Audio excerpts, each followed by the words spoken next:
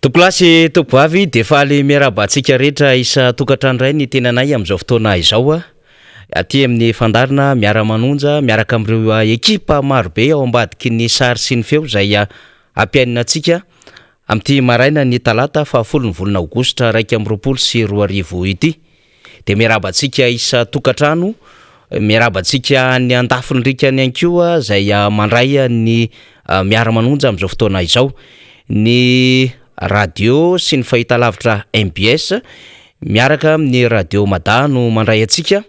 ary de misy ihany koa ny mifampitana izany amin'ny onjam-peon'ny radio MBS any amin'ny faritra rehetra manerana Madagasikara izay misy izany onjam-peo izany.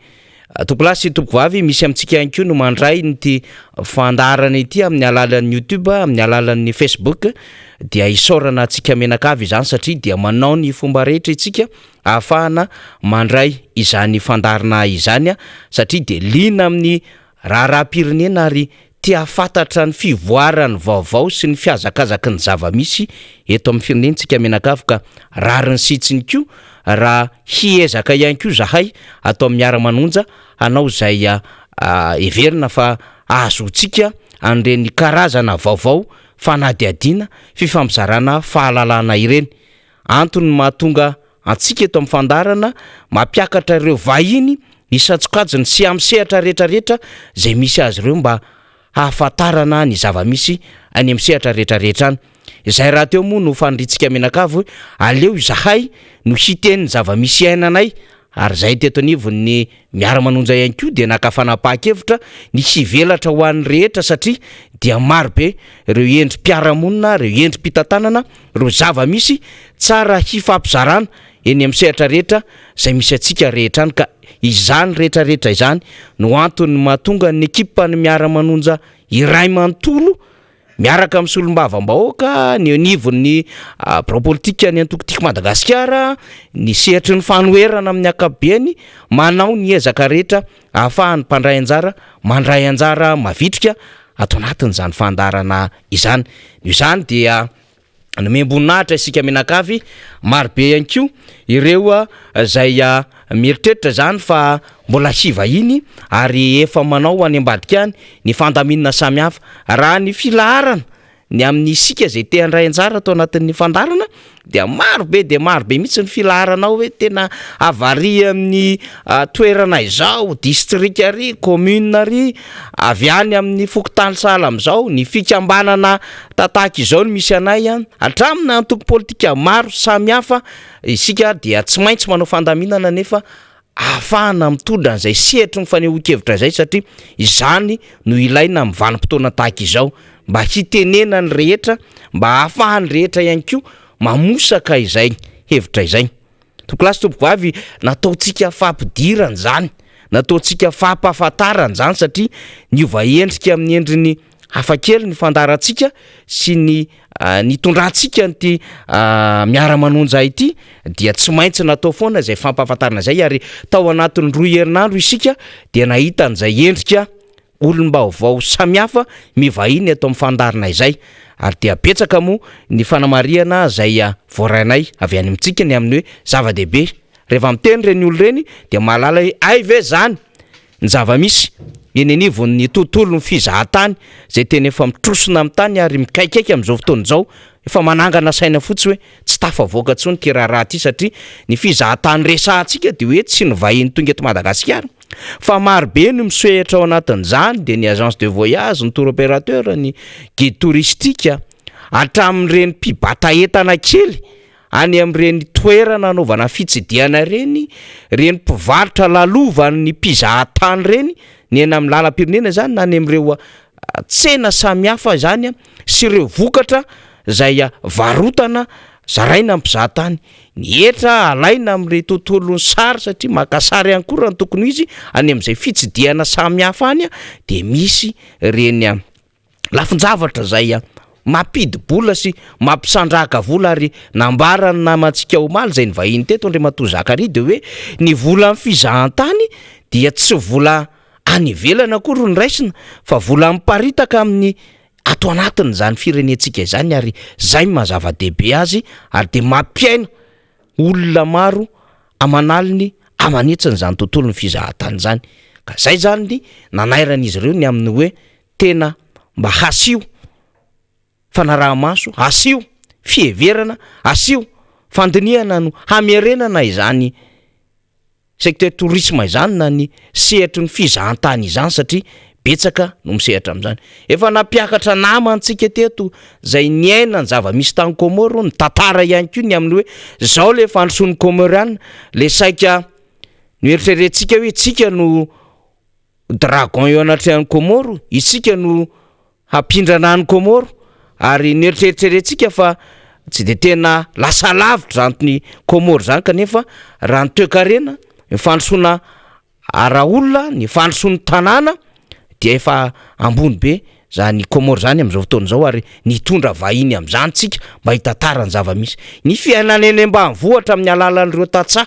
ny fiainana any amin'ny faritany tamin'ny alalan'ireo vahiny na avy any Fianaratsoa na avy any Toliary de efa nentsika teto anivony zany miara-manonja zany tompoko lasy tompoko vavy ary raha toka tsy misy ny fiovana ihany koa de mbola misy namana avy any Bongolava hiditra eo rehefa aveo hitantarany zava-misy hiainan'izy ireo. Rehefa miresaka Bongolava tsika de roa no mby ao an-tsaina avy hatrany na de eo ary ny arenany zany faritra Bongolava izany amin'ny alalan'ny arena kibony tany indrindra sy ny famokarana vary dia manana olana lehibe eo amin'ny sehatry ny tsy fandriam-pahalemana ny faritra Bongolava ary ny sehatry ny lalana zay mampifandray azy amin'izany faritry melaka izany. Kanefa raha ny arena ao anatin'izany toerana zany Bongolava moa dia district roa no mandravitra azy, dia ny district ny Fianao Rivobe sy ny district ny Tsormandidy.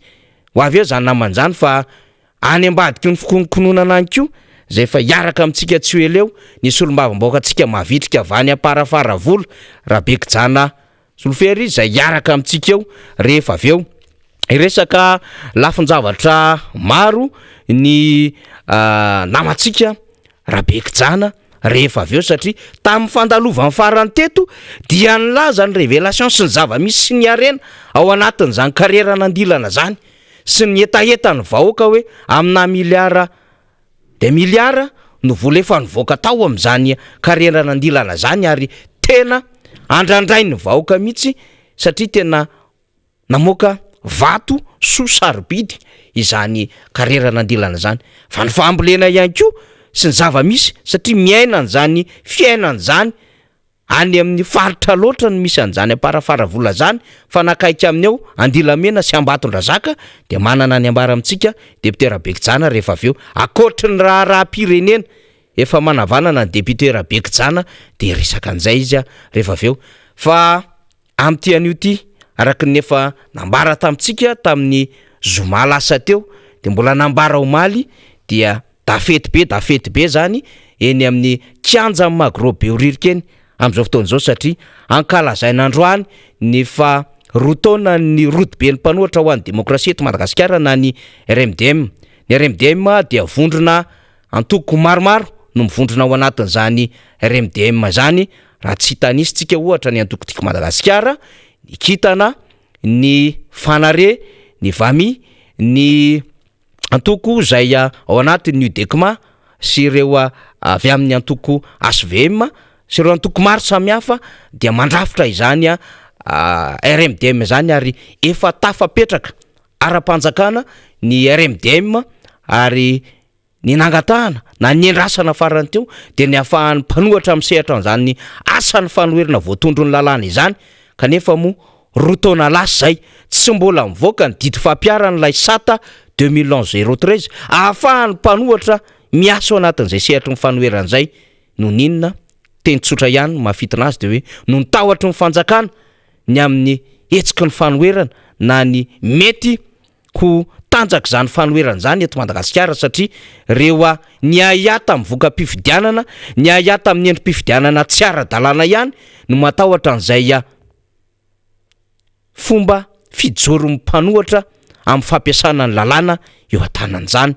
koa isorina n'Andriamanitra tody amin'ny faharotaona ny RMDM amin'izao fotoana izao ary nanasana ny vahoaka rehetra hoe ny mikianja ny Magrobe Oririka efa nanomboka tamin'ny 8 ora maraina teo raha ny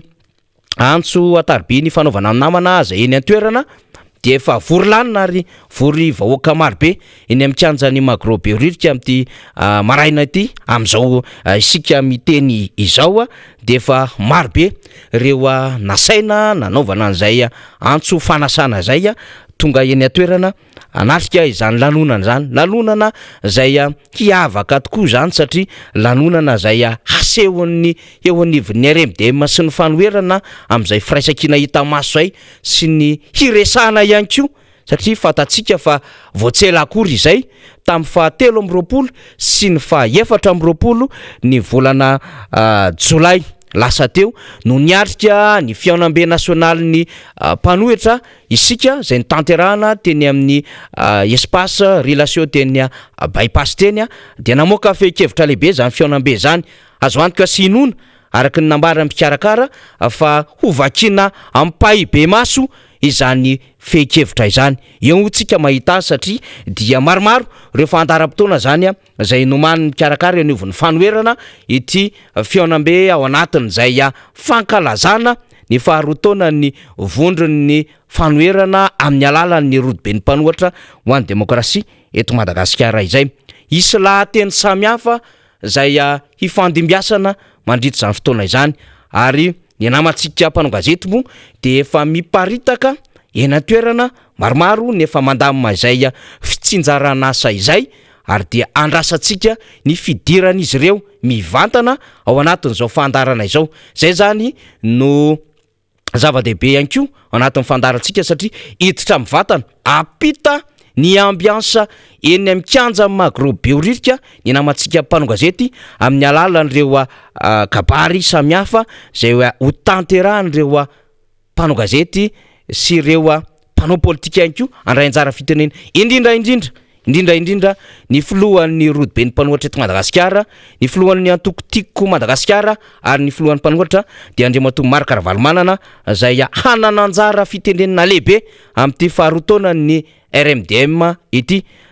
arak'izany raha mbola eny an-dalana ianao raha mbola any tokantrano samihafa any ianao dia mbola tsy tara raha anainga ny tongotsika hiazo ny kianja ny Magrobeoririka satria hafa ihany koa ny mahita mivantana miaino mivantana ny zava misy fa ho an'ireo zay tsy afaka moa zany indrindrandrindra ireo lavitra no misy azy ireo namana any amin'ny faritany ireo namana any lavitra any dia hisy ny fandefasana ny oronam-peo sy ny feo mivantana moa zany marimarina kokoa zany amin'ny alalan'ny mpanao gazetitsika eny amin'ny Magrobeoririka no zany na dia mandeha ara ny fanazavana samihafa ny fanadihadiana samihafa zay ho tanterahantsika eto amin'ny fandarana miara-manonja rehefa amo amin'ny antso antaribiro namantsika dia ampidiritsika avy hatrany ao anatin'ny fandaminana iarahana namana teknisiana tokolasy tompovavy ho an'ny eto atoerany zay hoe RMDM metsiketsika izay fa ny RMDM diaspora ihany koa indrindra ny RMDM diaspora France dia tena fatatsika fa manao ihany koa ny ezaka rehetra fa ampahafantarana ny zava-misy etỳ Madagasikara eo amin'ny sehatra iraisam-pirenena sy eo amin'ny adidiny zay ataon'izy ireo ihany koa amin'ny vahoaka malagasy ka raha ny fandaram-potoana araky ny fantatra dia izy zany ny zoom na ny fitafana hifanaovan'izy ireo amin'ny teknôlôjia ampitain-davitra raha pitso no anaovana izany amin'ny valora alina ka hanasana ny rehetra ihany koa jery ary sieno ihany koa ny tafatafa hifanaovan'izy ireo satria dia ao anatiny raha pirenena avokoa zany rehetra izany tsy neto atoerana ihany no mandray andraikitra amin'izao loza efa miatra mivoaka malagasy sy ny firenena izao fa ny any ivelany ihany koa zany dia mandray andraikitra ireo teratany malagasy ireo zanaka malagasy mahatsapa sy mahita ny asarobidy ny tinositsika ty ary miaina ihany koa sy mahafantatra hoe mendrika arovana ny vahoaka malagasy fa tsy avela ho simba sy ho potika tahaka izao ary tsy avela ho reraka sy hitrosina amin'ny tany tahaka izao fa mbola misy ny azo antenaina mbola misy ny azo atao dia izay fehi-kevitra lehibe avy amin'ny fanoherana zay sy fandraisana andraikitra avy amin'ny fanoherana zay ka izany no mbola hanasana antsika menakavy hoe aza mandrimandry manandrara aza mandrimandry mananaretina fa amin'ny fotoana tokony hijoroana de mijoro tenenana de tenenana hisainana de hisainana zay le tenina ray aman-dreny tamin'ny heritaona nainotsika amin'izay hoe sahimy saina, sahimy teny, sahimy joro ka ny fiaina amin'ny firenena de mila olona mijoro, miteny sa mandray andraikitra tahakany zao ataontsika izao. Zay no lava tokolasy tokovavy ataontsika ao anatin'ny fampidirana zany fa ny namantsika solombavamboaka efa nambarako teo fa tonga eto amintsika amin'izao fotoana izao rehefa avy eo ihany koa izy de hiazakazaka eny amin'ny kianja ny magrobiolirika eny hiarahana tevina amin'ireo tompon'andraikitra marobe zay efa ny toerana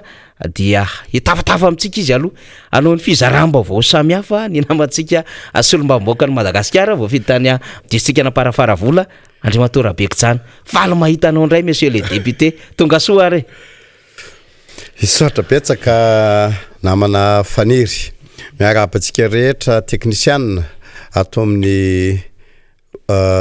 MBS eto Antananarivo ary miparitaka manerana ny Madagasikara sy eran'ny lafanosy indrindra miaraba manokana ho anareo diaspora izay any ivelany miara-miaina sy miara-mitepo amin'ny olona-peo ny MBS ty satria fitiava-tanindrazana no zavatra sahantsika. Faharoa dia miaraba ny vahoaka rehetra any amin'ny faritra loatra mangoro indrindra any amin'ny distrikta na Parafaravola izay miaino tsy tapaka nyty miara-manonja ty. Ity miara-manonja ty moa namana faniry de tena orona-peo voalohany mihitsy manerana Madagasikara ary ity ny akafizin'ny vahoaka any ambany ravinahitra any tiany tena milaza ny zava-marina eto Madagasikara ka dia satrin'ireo mpiambin'omby sy ireo tantsara rehetrarehetra miaina sy mijery ary miaino ity miara-manonja ity ka dia miarahaba manokana ho anareo rehetra eny ambany ravinahitra eny amin'ny fianoana ny radio miara-manonja ary mampirisika hatrany amin'ny fianoana fa ity ny ainoana ny vaovao marina misy eto Madagasikara. Faharoa dia tonga eto ny tenako sady mankalaza ny faharotaona ny tsingeritaona ny terahany zany RMDM zany atoko mpanohitra izy io.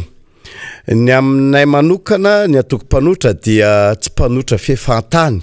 fa manohitra amin'ny zavatra tsy mety ary tsy maintsy manambara ny zavatra tsy mety eto Madagasikara indrindra ho anay olom-boafidy hatrany amin'ny ben'ny tanàna ka hatraty amin'ny solombavambahoaka dia tsy maintsy manambara zay ny zavatra misy eto amin'ny tany sy ny firenena ka dia androany moa ny tsingeritaona na terahany zany miara-manonja izany raha zazakely izy io RMDM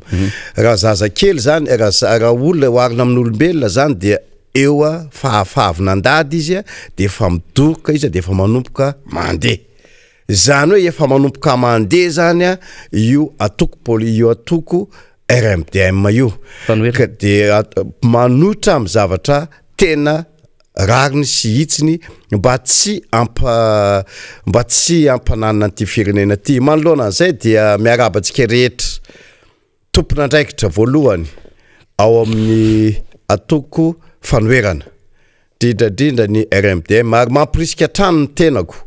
mba hosay araka ny tenin'ny voalaza folo Ravalomana zay sahia mijoro sahi miteny ary sahi miatrika ny zavatra tsy rariny ka dia miarabantsika rehetra ary mampirisika hatrany amin'ny zavatra zay vita motia de tsy maintsy hidina eny amin'ny magrobiolirika anatevina an'izany fakalazana ny tsingeritaona faharotaona ny RMDM zany. Eto dia tonga eto ny tenako avy any amin'ny distrikta na Parafaravola izay miara-mitafa ary mamakafaka ny zavatra misy na eto Madagasikara zany na any amin'ny faritra loatra mangoro indrindra eto any amin'ny distrikta na Parafaravola. Voalohany de resaka fambolena io tokoa dia satria nisopotry Madagasikara satria 800 ny vahoaka eto Madagasikara namana faniry dia tantsaha ary azo lazaina mihitsy hoe tena zavatra iainany vahoaka mihitsy ndresaka asa fambolena sy ny fiompiana indrindrandrindra ndresaka jojono ka ny zava-misy amin'izao fotoana zao de efa manompoka misasaka ary efa ho mikoaka ny vary ao atsompotra ny tantsa any amin'ny district na Parafaravola sy any amin'ny faritra ohatra mangoro indrindrandrindra rehefa nantany antany amin'ny faritra maro samihafa maro voay izay azo lazaina hoe sopotra faharoan'ny Madagasikara de efa manompoka tsy hisy vary ny any io no tiako tenenina amin'ny fitondram-panjakana matetika hoe tokony ay akalesona le fitondram-panjakana mikasika ny ty resaka fiarina ara-tsakafo ity satria efa manompoka tsy hisy ary tapitra ty volana ho ty de efa hiakatra amin'izay ny vidim-bary ka de eo manompoka mikaikaina nefa hiatrika an'le taopambolena indray ny tantsaha rehetra ka eo amin'le taopambolena dia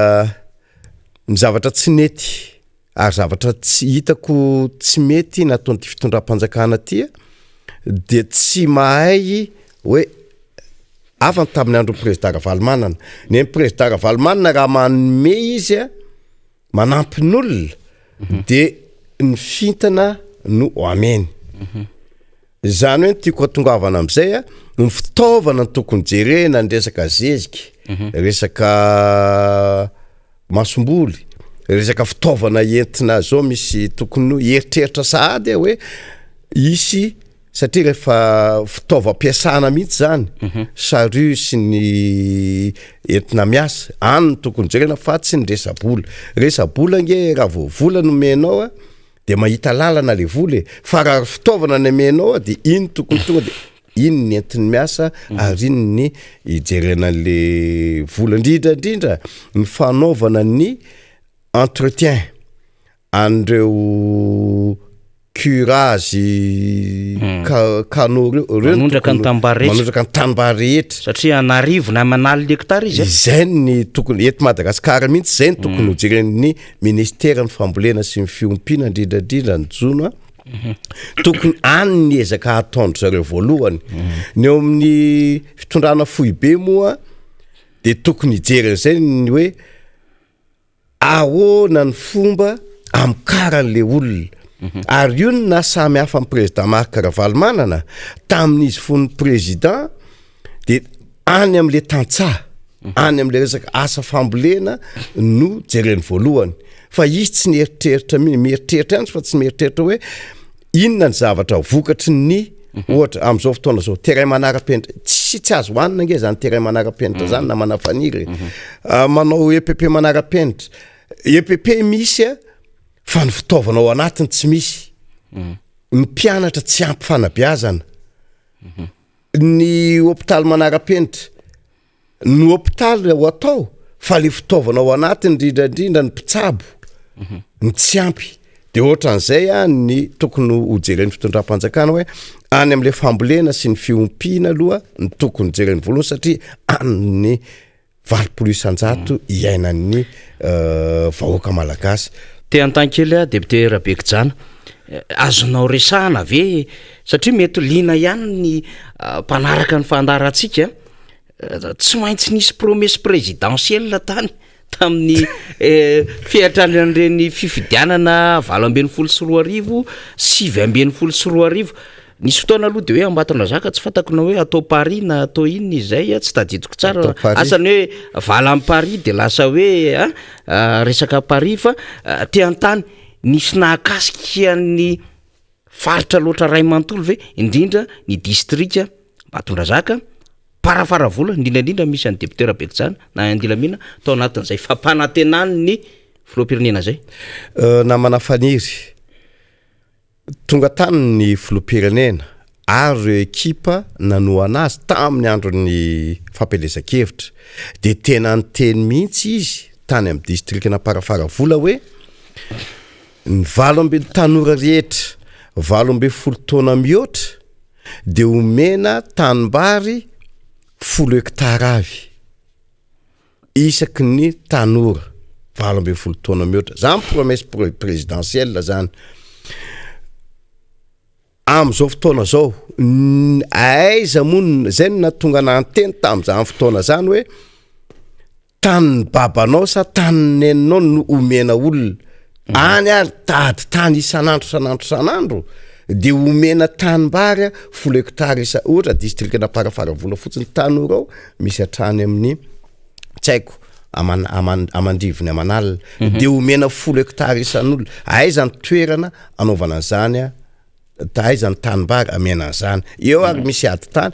eritrereto ngefa tany 2 hektara ho an'ny fianakaviana ray edivana olona firy miady an'izany tanimbary 10 hektara zany zao de efa tsy logika zany hoe anome tanimbary 10 hektara isan'olona faharoa dia miteny tam'izany fotoana zany promesse présidentielle hoe ao anatin'io faritra io farina loatra io de asina vedety na 4x4 sous-marin mandeha makany aiza ny naovana zany ny arivo le rano ary tsy possible mihitsy ny zany hoe atsahivina moa zany fa zany fantatry ny olona mihitsy hoe zay zavatra andresana fatelo omena masomboly avy omena zezika avy omena inona reo tantsara eo am'ty fiarihana ty nefa tam'ty tsy misy fa le fasahirana le vahoaka efa betsaka tsy vita zany fa efatra hoamboarina daholo ny todrano rehetrarehetra ny barazy rehetrarehetra io mampitabatabana matetika amin'ny ministra matetika hoe zay zavatra tena primordial zay zavatra maiky no ataovy fa manjary manao dérapage mamitaka le vahoaka ianareo misy ny todrano izay mampikaikaiky amin'ny vahoaka raha ny amin'ny districtako izay teneniko matetika le izy todrano ao Ambovory any amin'ny commune tapany avaratra zany hoe manondraka tanimbary any amin'ny 7,700 sy 4 hektara io de zany tsy vita nefa curage 4 km raha be indrindra 4 km raha be indrindra nefa misy fiatraikany amin'ny vokabary misy fiatraikany tsy navita 10% akory ny topambolena teo tany amin'ny commune Ambovory io mihoatra n'isa taona de tena 10% ny fambolena tsy vita raha tany amin'ny commune Ambovory vokany tsy firara in'le fitondram-panjakana ao ministère-ny agriculture anio barrage anaovana curage 4 km raha be indrindra curage atao am'izay de tsy vita ao amin'ny io commune Ambovory io amin'ny commune Ambovory io misy commune 3 manodidina azy de tokony ho tonga daholo ny zay rano zay raha miaina tsara ara-dalana raha vita zay 4 km eritrereto fa tany amin'ny andro président Marc Ravalomanana tany amin'ny 2003 sa 2005 izay ny vita farany io zavatra io de tsisy ny raha intsony de miena mivokabary amin'io commune Ambovory sy ny manodidina io any amin'ny commune Antanambe zay dia misy any amin'ny 7000 hektara tondrano io barrage nanono io tamin'ny 1960 io ny vita farany de namboarina teo amin'ny andro président Ravalomanana tamin'ny 2003 de aveo namboarina ndray izy tamin'ny andron'ny fitondran'ny président Andrinirina Rajoelina fa tamin'ny andron'ny président Andrinirina Rajoelina efa roa taona sy tapany zao no nateo azy de tsy mbola nisy vita zany zavatra za ka nisy ny inondation rehefa nisy ny inondation potika tanteraka ny tanàna ny Tanambe sy ny manodidina misy commune efatra zay manodidina ny io ary any tena grenier de Madagasikara amin'ny resaka vary Tanambe potika tanteraka le tanàna potika tanteraka ny fiherina tonga tany président Andrinirina Rajoelina gony arivony mba nomeny nefa fotodrafitrasangeza be tokony amina miliary kony arivo anaovana barage antofana le digue de protection de protection fitenenanany ka izay zavatra zay a tena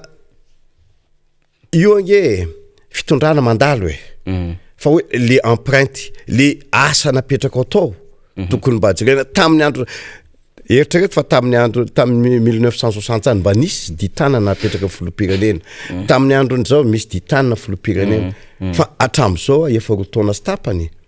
mbola tsy nisy a fanamboarana an'izany a digue de protection am'le anondro zay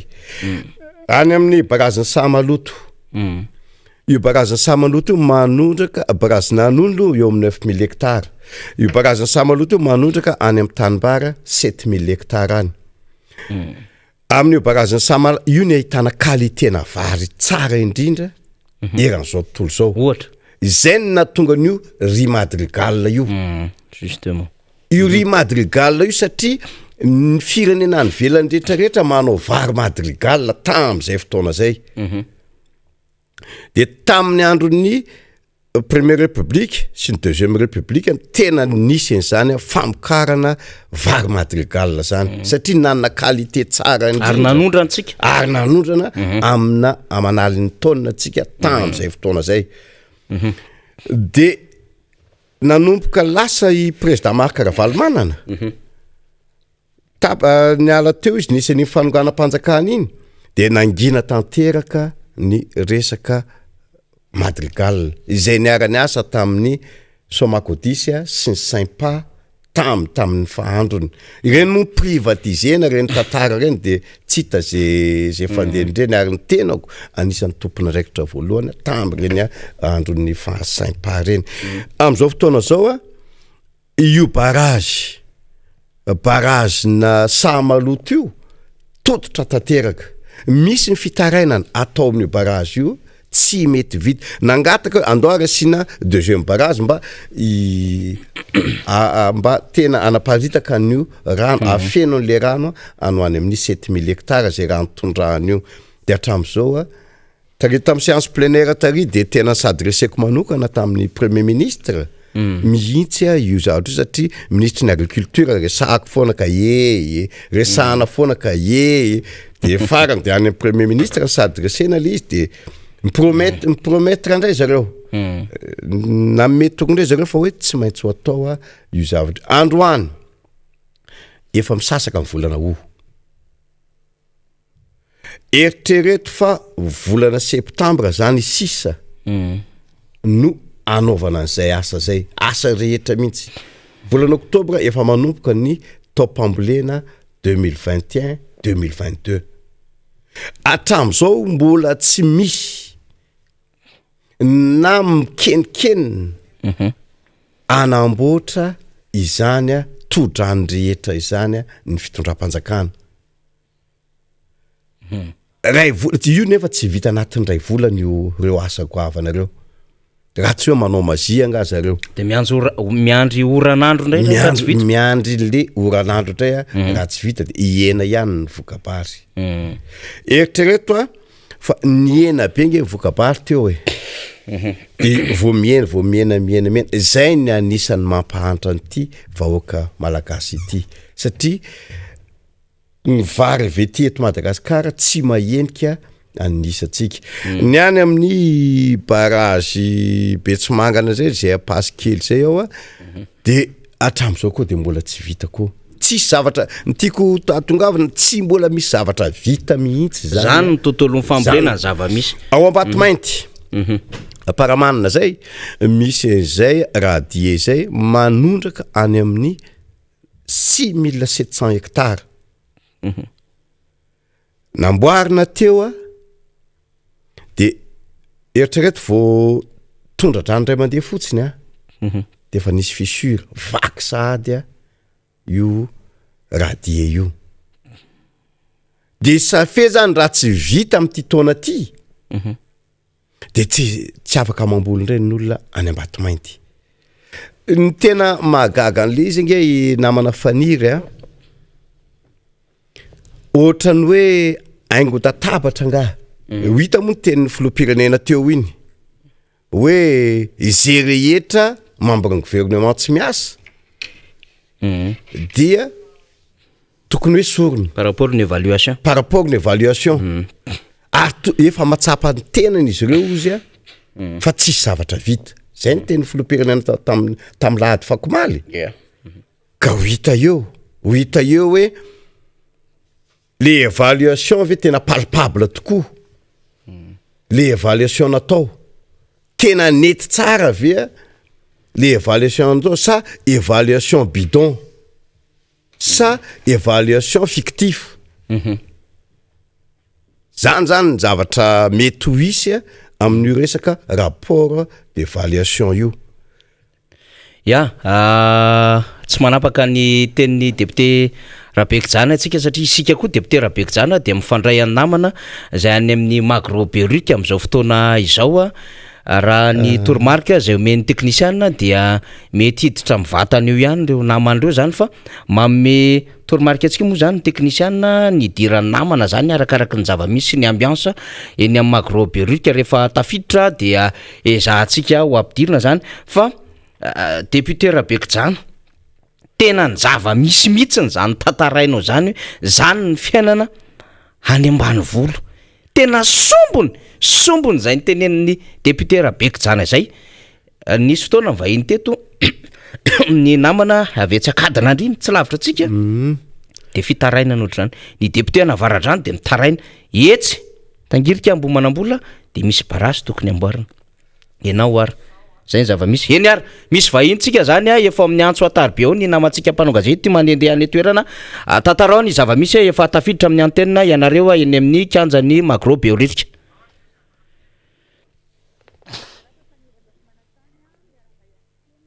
Jessica Ramaheny dia ampitao avy hatrany ny vaovao eny amin'ny kianjany Magroberuk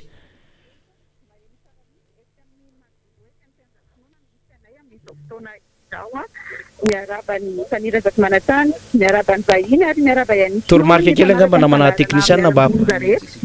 manerana ny Madagasikara androany indrindra ny fanamadiana ny faharotoana ny Robert Tanohitra ho an'ny demokrasia eto Madagasikara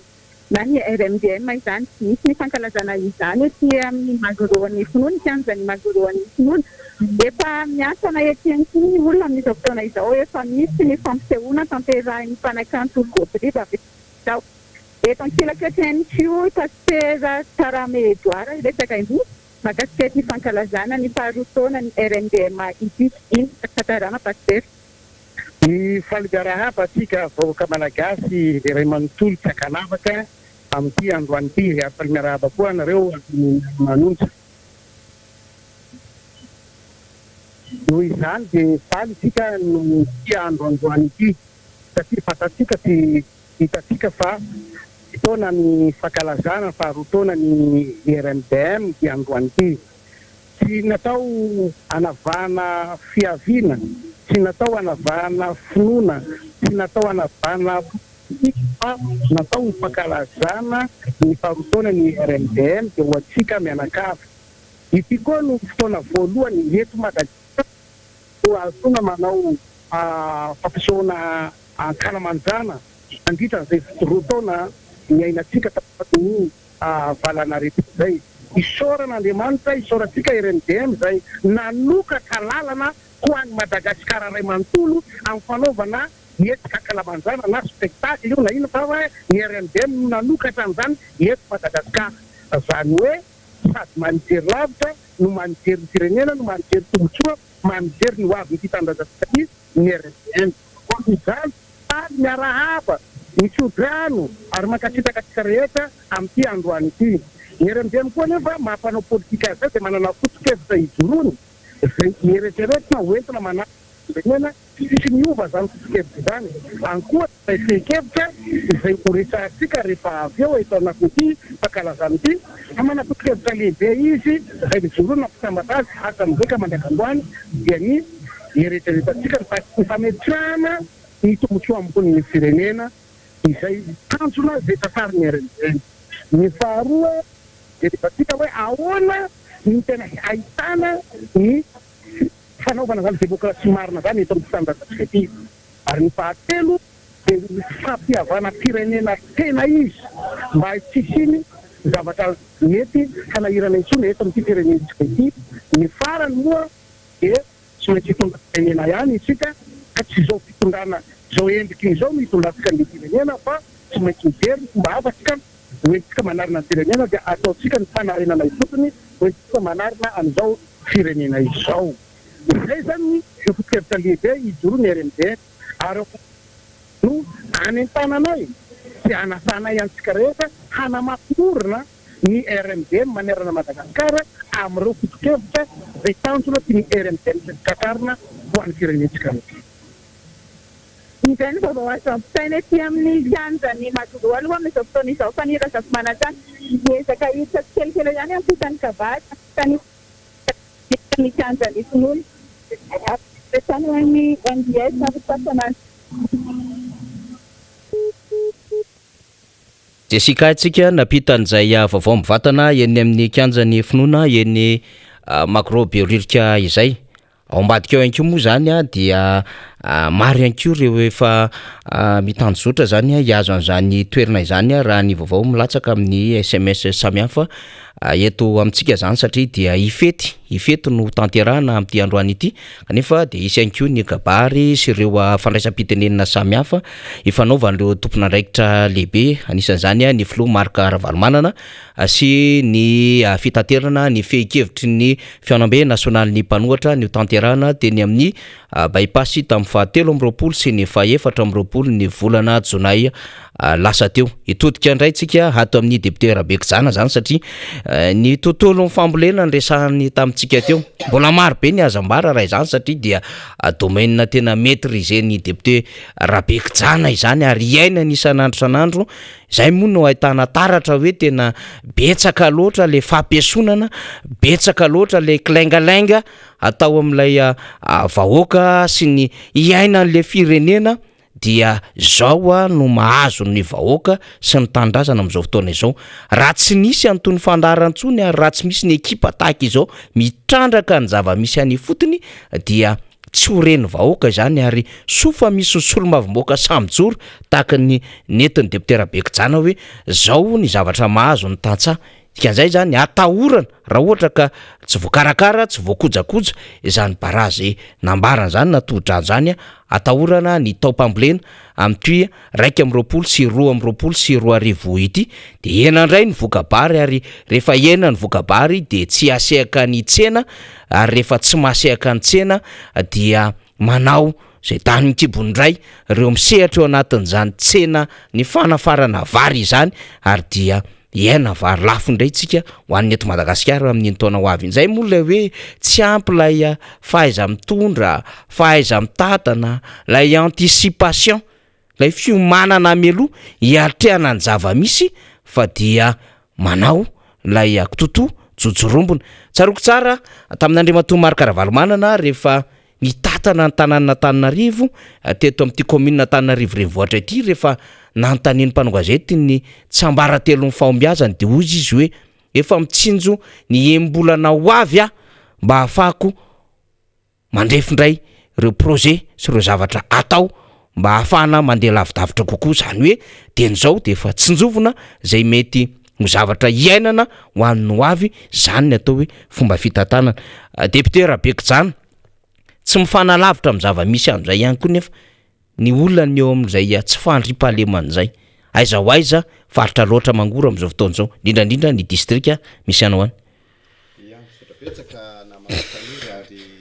Manatra ny fialatsindra somary tapata kely teo le fandaharana ny antony misy zava-dehibe ihany any amin'ny Macro Beoririka izay miaina ao anatin'ny fankalazana ny faharoa-taona ka dia iny alatsiny amin'ny rehetra vahoaka rehetra izay manaraka nyty fandaharana ity. Faharoa dia mitoy ny adihevitrintsika amin'ny rahalahy teto fa makafakana ny adihevitrintsika amin'ny rahalahy teto mikasika ny resaka tsy fandriam-pahalemana. Raha ohatra moka tia mokatra le vahoaka, tia piakatra ny fari-piainany le tantsaha, fa raha tsy misy ny tsy fandriam-pahalemana dia zava-poana zany ary manjary kivy le vahoaka na ny iaina amin'ny fiainany ary. Ny resaka tsy fandriampahalemana dia nisy ny évaluation tamin'ireo ministre ireo tamin'ny session ordinaire tamin'ny PGE, programme général de l'État, izay natolotry premier ministre tamin'iny taona lasa iny. Ny zava-misy dia ny tenin'ny ireo ministre, ireo membre gouvernement ireo resaka tsy fandriampahalemana fotsiny. Raha ny tenin'ny SAIG, secrétaire général mikasika ny gendarmerie hoe izy programme anasan-jareo zany isaky ny commune asina brigady na poste avancé. Isaky ny district asina commandant de compagnie.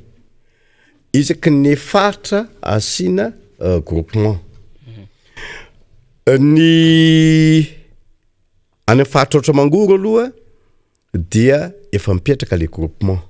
Fa le eo amin'ny commandement de compagnie isaky ny district dia ny zavatra magaga tokony tamin'ny herinandro sa tamin'ny tapabolana hoe anao infrastructure,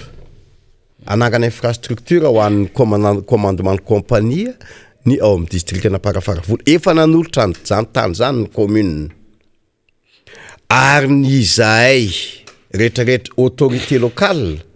efa sambo vonina no ijery ahoana ny fomba andraisana zany commandant de compagnie zany. Dia hatramintsika miteny zao tsy haiko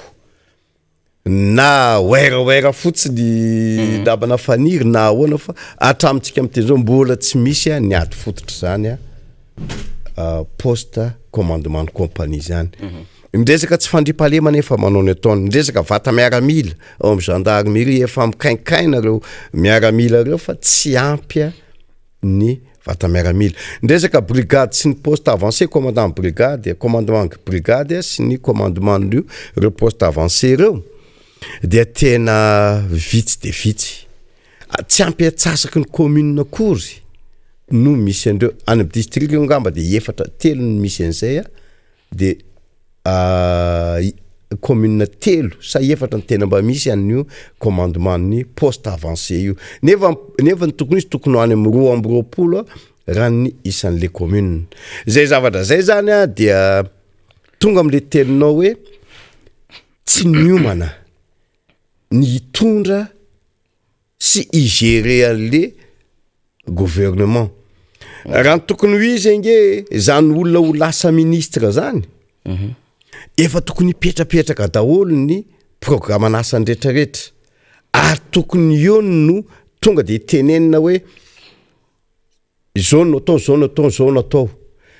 zay no mahatonga le évaluation tenen'ny président Andry Rajoelina teo hoe anao ny évaluation tsy fantatra ndray ity SAIG ty na ou reconduit satria raha ny fahitako azy raha ny évaluation de tsy nisy ny promesse nataony de tsy tanteraka. Ohatran'izany koa ny ao police nationale, ny police nationale nge ny promettre zareo hoe ho asina commissariat de police anakiroa akoatra nefa eo ny any amin'ny district koa any amin'ny district anaparafara vola nefa hatramin'izao de mbola commissariat de police ao amin'ny chef-lieu de district ihany. Ny zavatra betsaka be mifamaofao araka le teniko efa tsy voageren'le gendarmerie tsony io resaka carrière sy resaka tanàna ny Tanambe sy ny tanàna Morarano Koromio efa tokony ho isy commissariat poste commissariat de police amreo nefa hatramin'izao mbola tsy tonga akory fa de resaka fotsiny hoe ary amin'ny PGE ary asina zao ary amin'ny rencontre ny membre du gouvernement ary question réponse ary asina zao vite ny LFR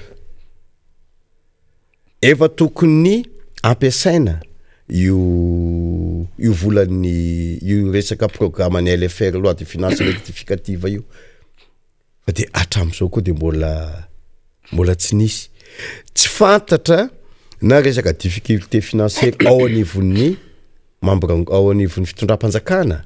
ny mahatonga zany rehetrarehetra zany na hoe ny synchronisation ny fiarah-miasa amin'ny mpanatanteraka sy ny na mpanao lalàna no tsy mitombona na izareo mpanatanteraka mihitsy membre ny gouvernement sy eo amin'ny gouvernorat no tsy manatanteraka an'le asa fa raha ny zava-misy aloha raha zao foana mifandeny de tena tsy fantatra hoe atraizany ny hafaranty fitondram-panjakana ty zareo miteny hoe miasa fa aminay kosa de tena tsy hita hoe inona ary ny zava-misy inona ary ny zava-bity akoatra ny zavatra efa vitany teo aloha fitondram-panjakana teo aloha zay nge ny tokony ievaluen'ny filoham-pirenena ny vidin-javatra ty miakatra mba tsy teny fotsiny hoe resaka menaka nge PPN miakatra isanandro aiza ny ministre ny commerce ministère ny commerce par rapport ao zay zavatra zay tokony no isy programme anasa hafa mihitsy ataony eo amin'ny ministère ny commerce anaovana suivi andre resaka vidin-javatra reo misy ny directeur régional ny commerce itsaky ny faritra nefa maninona ny tsy vita zay zavatra zay ohatra kaiky fotsiny teneniko stockage na vary izany hatram'izao tsika miteny zao mbola tsy nisy andre inspecteur ny commerce mba mijery sy manao évaluation ny stockage mba azahoana prévoir ny vary ho an'le malagasy izany zavatra zany tsy fahaiza manao midika an'izay zavatra zay namana faniry ka tsy fantatra hoe ireo mpiasan'ny ministère ny commerce sy mpiasan'ny ministère maro samihafa ireo ve tena mahafian'ireo mpiasa ireo marina ve ireo tompon'andraikitra voalohany ao anivon'ny ministère ireo izany zavatra tokony logika zany zavatra zany raha miteny an'izay ianao any amin'ny assemblée nationale de ohatrany hoe manotra sy mitsikera fahatany zany anasoan'le vahoaka malagasy no jerena samy tompon'andraikitra am'ty vahoaka ty isika rehetrarehetra zao indrindra ho anay olom-boafidy sy ho andro zareo mpanatanteraka député Rabekijana teana raroatra kely an-tanany ao ny fivoarany raharaha zany mikasika ny karerana andilana am'izao fotoana zao inona no azo ambara zany le karerana andilana satria manko izy io tena lasa affaire internationale namoaka ny fitondram-panjakana mikatona le karerana andilana araka ny teny kombenombeno am'izao fotoana zao tsy mikatona io fahitako azy satria ny heriny besandry zay rehetrarehetra autorité rehetrarehetra ao amin'ny force mampiasa olona de zay lavaka mahazo iny ny fandrombonan'ny force sy ny autorité za tsy teny hoe autorité fa misy autorité hatrany amin'ny présidence hatrany amin'ny gouverneur hatrany samby raha vao misy lavaka mahazo de iny ny fandrombonitra de le tena tompon'le lavaka eritrereto nge namana faniry fa mangady an'io lavaka io jusqu'à hatrany amin'ny 60 mètres 70 mètres mandany any amin'ny 30 millions 40 millions le olona vao matafidina am'izany profondeur zany rehefa mba mahazo kosa ve izy am'izao fotoana zao de lasa fandrombana de misy ny baiko avy any ambony hoe anjara ny ranona indray androany reo autorité reo de any ka tena misofrira nitafika ny mpitandro filaminana izay miaro an'io tena voky ao anatin'io zavatra io fa mampalahelo le vahoaka madiniky izay niaritra ny trandraka tao eritrereto angefa arena ny men'Andriamanitra ho an'ny distrikna Parafaravolo io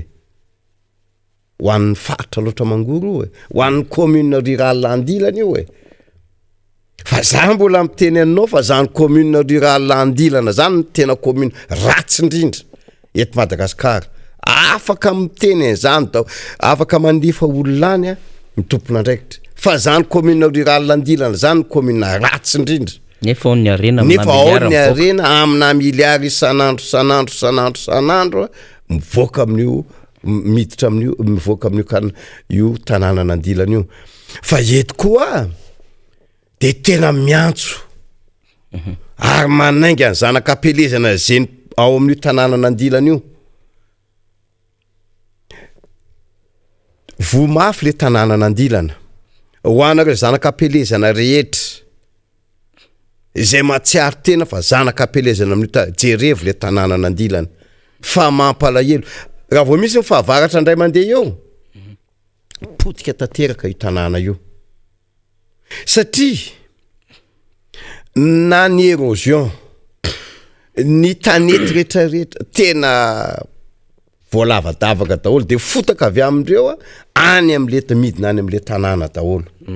de potika le tanàna faharoa ho anareo zanak'ampelezana tsy mampalina na miteny an'ity ny maloto ny kaka ho an'olona ray isana 250 grammes de zay mitontona amin'io tanàna nefa olona efa manalina eo ny resaka salubrité zany eo tena tsisy zavatra mipetraka mihitsy any ka le tompona andraikitra le autorité locale amin'io tanàna io mihitsy tsy misy ny andraikitra raisiny le autorité locale mampanjaka gabraraka ny insécurité ao tena zany fanafina zany tabasy finafina rehetra ny vokatra mivoaka ao araky ny voalazako tam'izany nandalo teto indray mandeha efa any amin'ny 140 milliards de francs malgasy am'izao fotoana zao ngamba raha ohatra ka hoe any amin'ny 200 milliards masamy teny zay mihitsy efa any amin'ny 200 milliards ny vokatra ny ainga tao aiza ny ministeran'ny mine aiza ny tompona andraikitra ao niveau fitondram-panjakana ny any amin'ny fobro foibe ny any amin'ny faritra ny any amin'ny préfecture ny any makaiza ny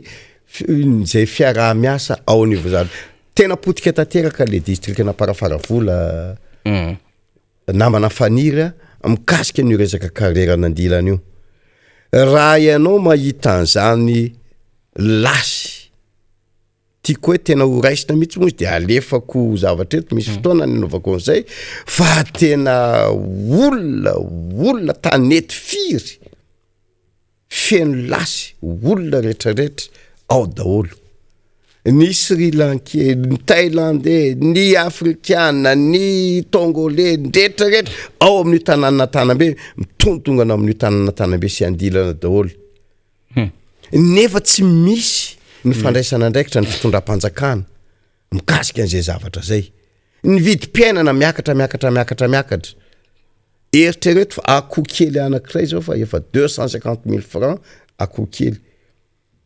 ny vidim-bary any zao ny kapoaka ny vary efa iakatra 700 ny kapoaka ny vary anona menaka sy menaka efa 40 000 45 000 francs 7 arivo zany ny vidim-piainana any ny tsy fandripalemana manao ny ataony ny any amindreo hôtely reo chambre reo mampahonena nge mahita an'izany mitsofoka amina hôtely ray ianao akizy mpianatra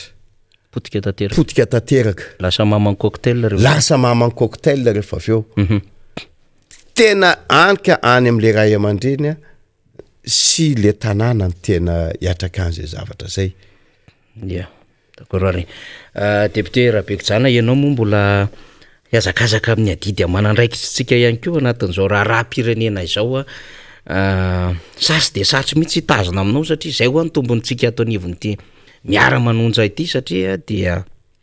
hilazana ny zava-misy any amin'ny sehatra rehetrarehetra any mba tsy hosodokany zava-misy eto andrenivohitra isika mikianja manara-penitra ny EPP ray roa zany hoe lay sary aseho amintsika matetitetika resahana ny resaka CSP2 ray roa na salasala am'zany aseho zany tahaky ny mazatra ny maketikely etseroa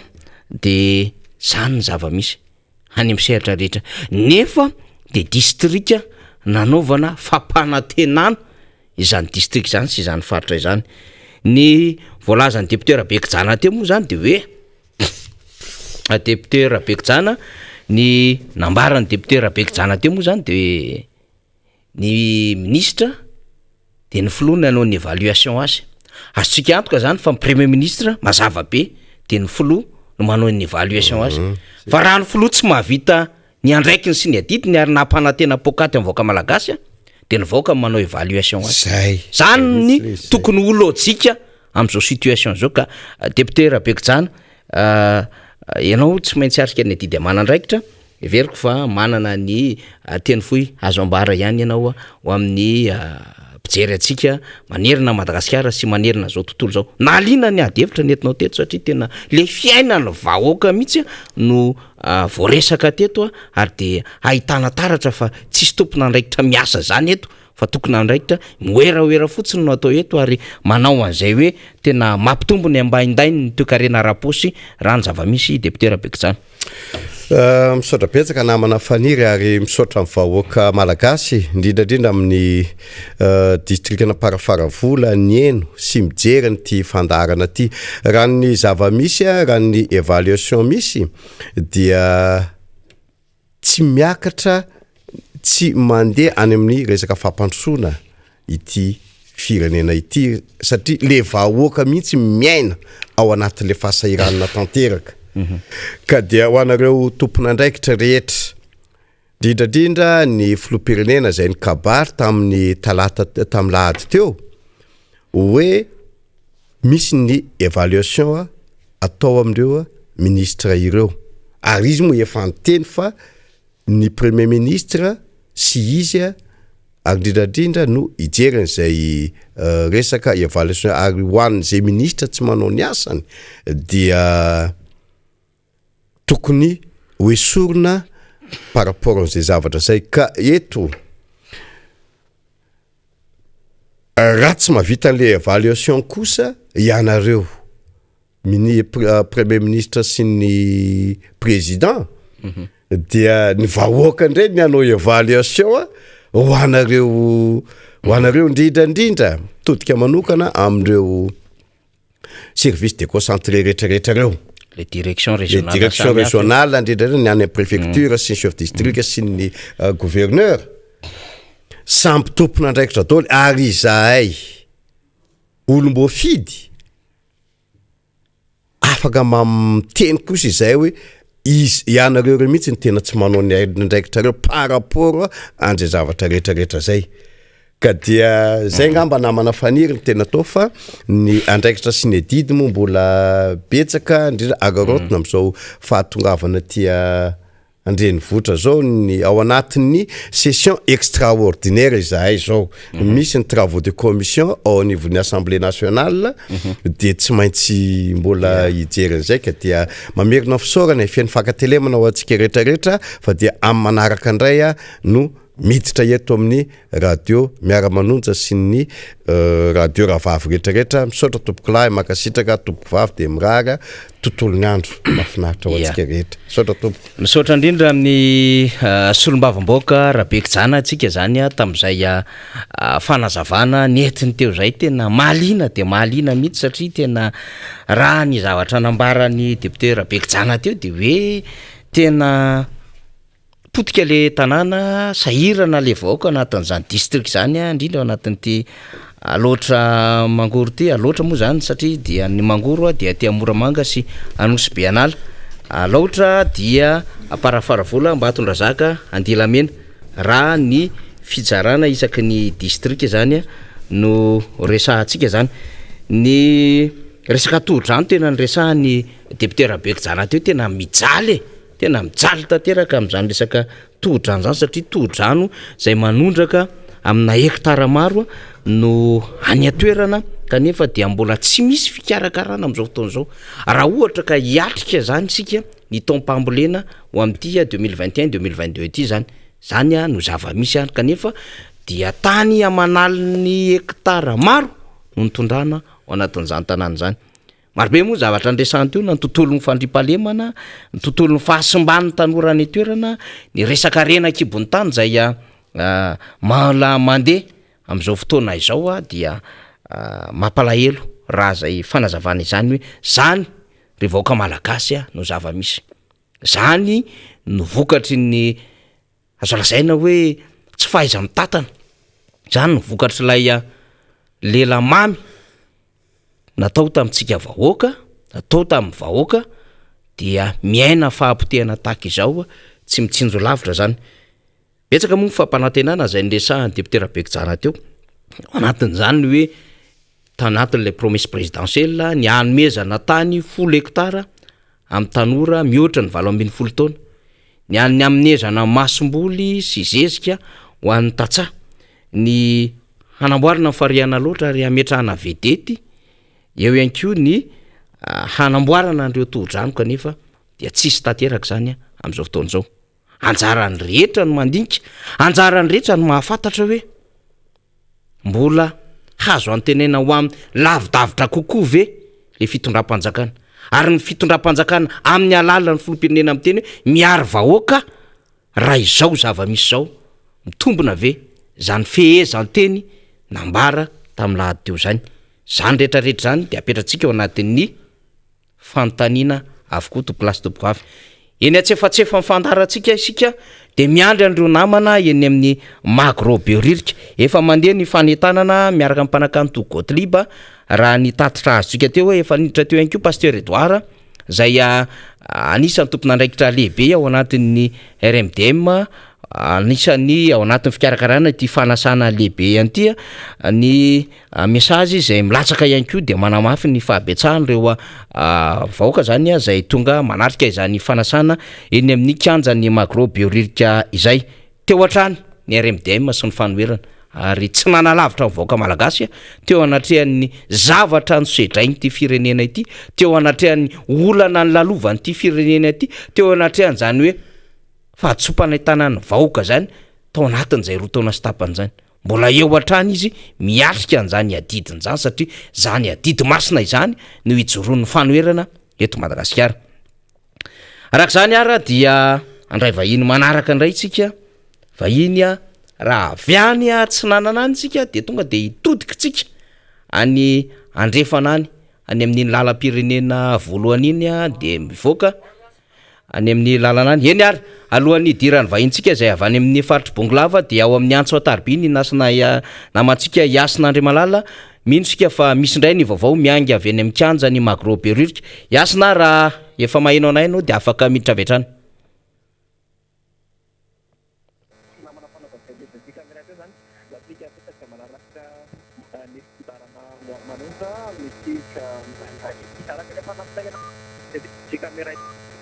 de miainga vatana avy amin'ny magro beoririka no misy anay amin'ny fotoana amin'izao retenenana ito zany de efa manomboka maro ny olona tonga atanatin'izany kianja tonga kanefa karazana ny faharotsona ny fanohitra ho an'ny demokrasia eto Madagasikara izany hoe RDM izafikatao ihany koa dia efa manomboka maka toerana ireo mpanao politika sy ireo olona faritra tonga anaty izany tonga dia tsy teo karakarainy RFDM izany efa tazana miatrany ty toerana ihany koa ireo mpanao politika amizao sombafombaoko anatin'ny ASOCSIM izany jinona moa zany fa efa anomboka afaka mitabisy izao fety tsy lanonana ty amin'ny macrobiorelika izao rehefa misy zany ny fandoany izay fety tsy lanonana ety amin'ny macrobiorelika izay dia misy fantara ary eo ampitainina aminao ato anatin'ny fandarana miara-manonja avokoa ny zava-pisanga miafa tsy zava-pisanga rehetra moa zany ety amin'ny macro di kamiray andro izafoko malala tokira marla ho an'ny onjateo ny miara-manonja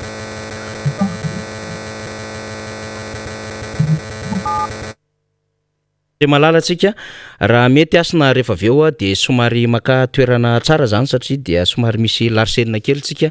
eo amin'ilay resaka côté teknika moa tsy maintsy alamina kely amin'izay mba ahazon'ny vahoaka sy ny mpiaino any amin'ny sehatra rehetrarehetra any tena hoe madio tsara ny fifandraisantsika zany mba ao ihany koa le fahazona ilay vaovao rehetra zany eo anatin'izay fandraisana amin'ny antso antarby zay fa hiditra eo zany Yasina sy Jessica rehefa avy eo ry Toky Ramalona zay any an-toerana any raha ninambara teo dia efa maka toerana ny mpanao politika marobe ao anivon'ny fanoherana sy ireo nasaina eo ihany koa zany ireo vahoaka zay nasaina hiarika ity hetsika eny amin'ny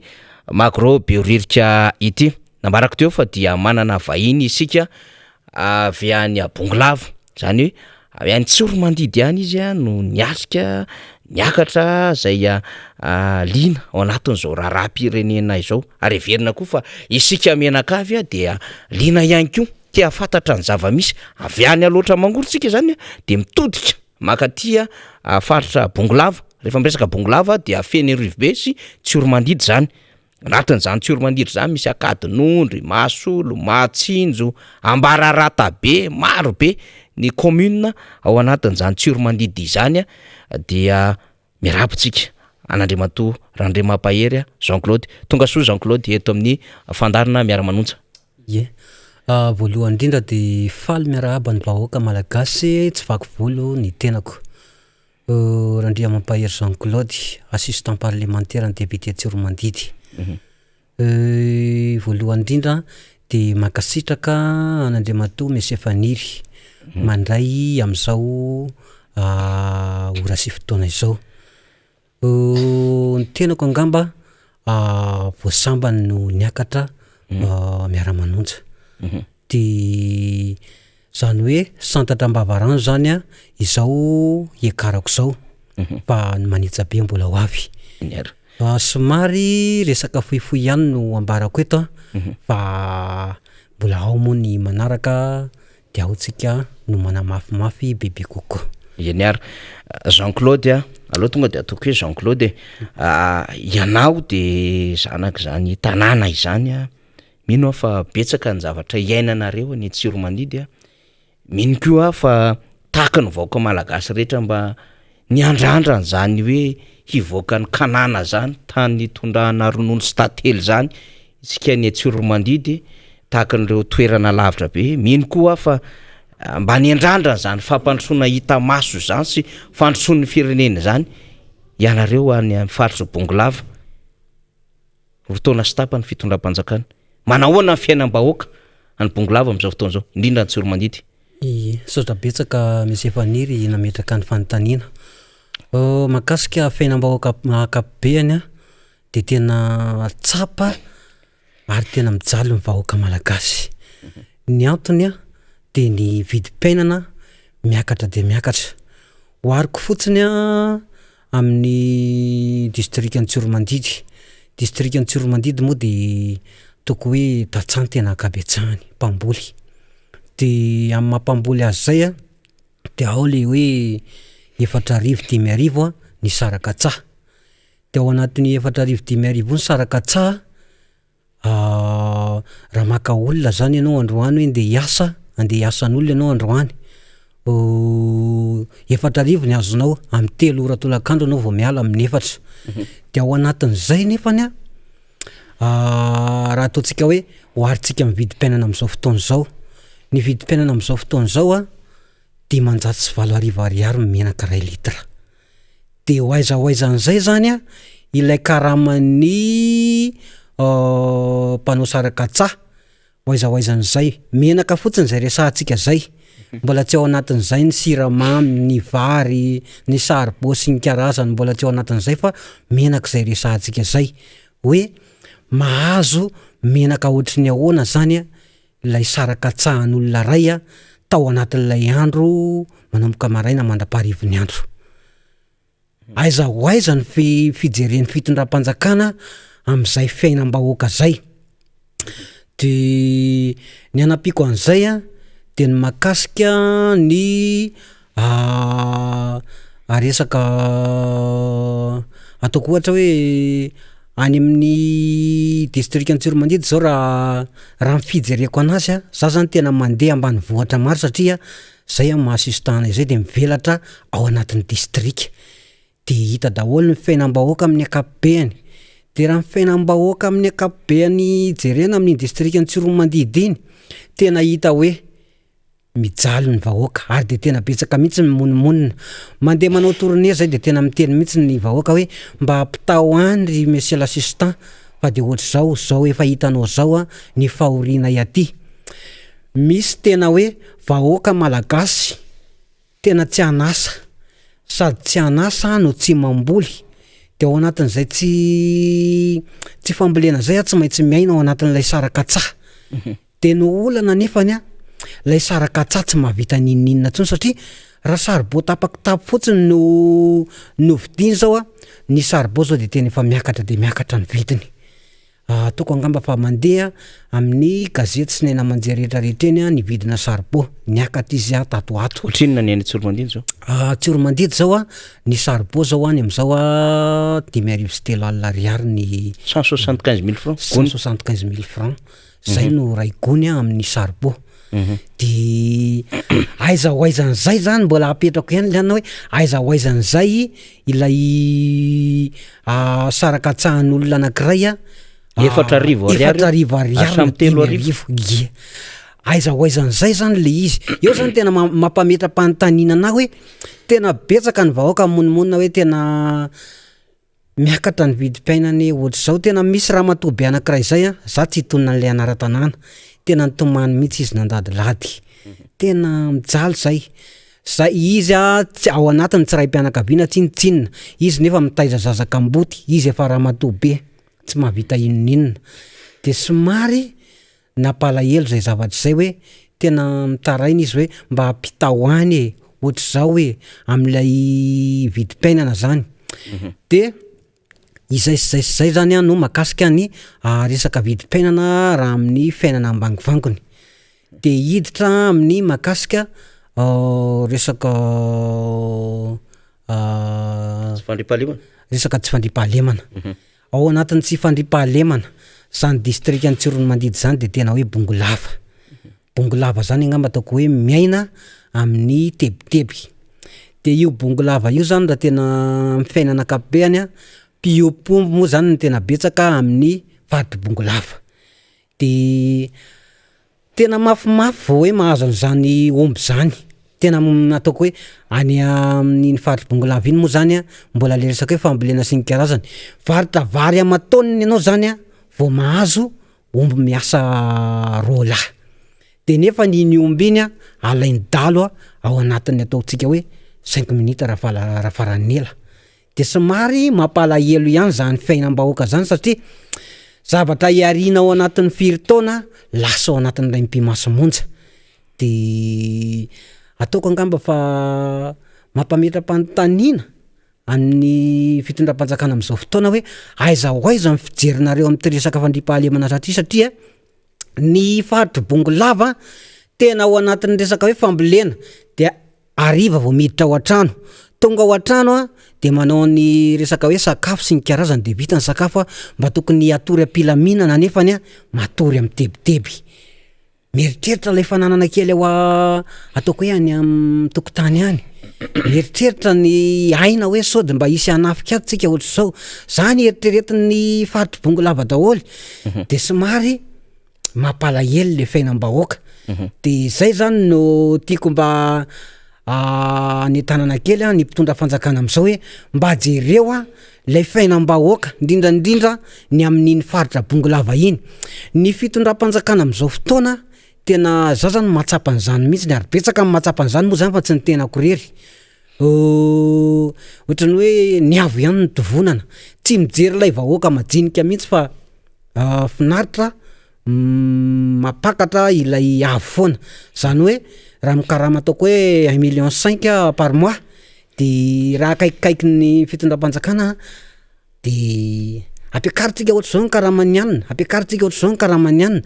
aiza zany ny fijerenareo a ireto vahoaka madinika ireto satria ny vahoaka ny fiainam-bahoaka ny tena jerena voalohany satria zay le aray aman-dreniny vahoaka malagasy a ny filoham-pirenena am'izao fotoana resaka vidim-piainana ianao a tsy fandriam-pahalemana zay tsy fandriam-pahalemana zay ve Jean-Claude manerana ny distrika rehetra sy ny any amin'ny distrika moa zany roa ihany fa manerana ny commune rehetra mihitsy zay na an-tanàny lehibe ve mbola tena sahirany Tsiromandidy aloha atao hoe Tsiromandidy moa zany raha zay fanazavanao zay satra betsaka nametraka ny fanontaniana raha amin'ny raha ataoko hoe ny distrika ny Tsiromandidy a tena manerana ny commune mihitsy a ny resaka tsy fandriam-pahalemana zone rozy zany zao zone rozy zany hoe tsisy commune tena mahasamy teny hoe zay tena milamina fa matetika de maina ao anatin'ny tebotebo foana zay zany a no amaliko zay fanontaniananao zay tsisy commune mahasamy teny an'izany hoe zay aty tena milamime na zay aty ohatr' zao fa tena hoe ny aty de manitsy lavoloha zay ny filazam-ponina azy moa de raha izy miteny hoe manitsy lavoloha tsy mandry zany le fandriam-pahalemana de zay zany ny anakany tena satria zany a za zao a eto tanà de mety tsy aharitra ela eto a maromaro ny commune anaovana tournée ao de ireo a tsy maintsy hitatitra ny zavatra maharary azo daholo reo commune reo de mahita niakatra plateau tam'izao miara-manonjy zao a de mino fa ho betsabetsaka no hitondra tatitra eto amin'ny manaraka zany hoe any amin'ny commune tsirairay ny zavatra hoetiko eto zany a tsy zavatra avy ato anatin'ny fokorery fa avy amin'ny vahoaka tsirairay Jean-Claude te an-tany a raha azonao valiana raha mbola misy tadidy ihany ny promesse présidentielle na nampanantenana anareo tamin'ireny propagande reny fampelezan-kevitra reny ho amin'ny faritra Bongolava na Tsiromandidy mba nisy tsaronao ve inona mba zava-bita any am'izao fotoana zao sotra betsaka misy efaniry marina zany teninao zany tena nampanantena zavatra betsaka mihitsy a ny filoham-pirenena tao anatin'izay fanaovana propagande zay de iny moa zany za tsy hiteny hoe kobakambava fa alao tsarain'ny asany izy de tiako tenenina fotsiny hoe isika vahoaka mihitsy no mila tonga saina hoe aiza ho aiza ny tena fipetraka le fitondrana tena nitaterahany ve ny zavatra nampanantenany atsika sa mbola kobakambava fotsiny zay aloha zany no somary apetrako kely amin'ilay vahoaka za ty an-tany misy ohatra ve azonao resana nampanantenaina taminareo misy ohatra ve azonao resana tena misy ohatra mihitsiny ohatra ray fotsiny a tany amin'ilay fahatra Tsiromandidy iny a de niresaka mihitsy izy tamin'le resaka drone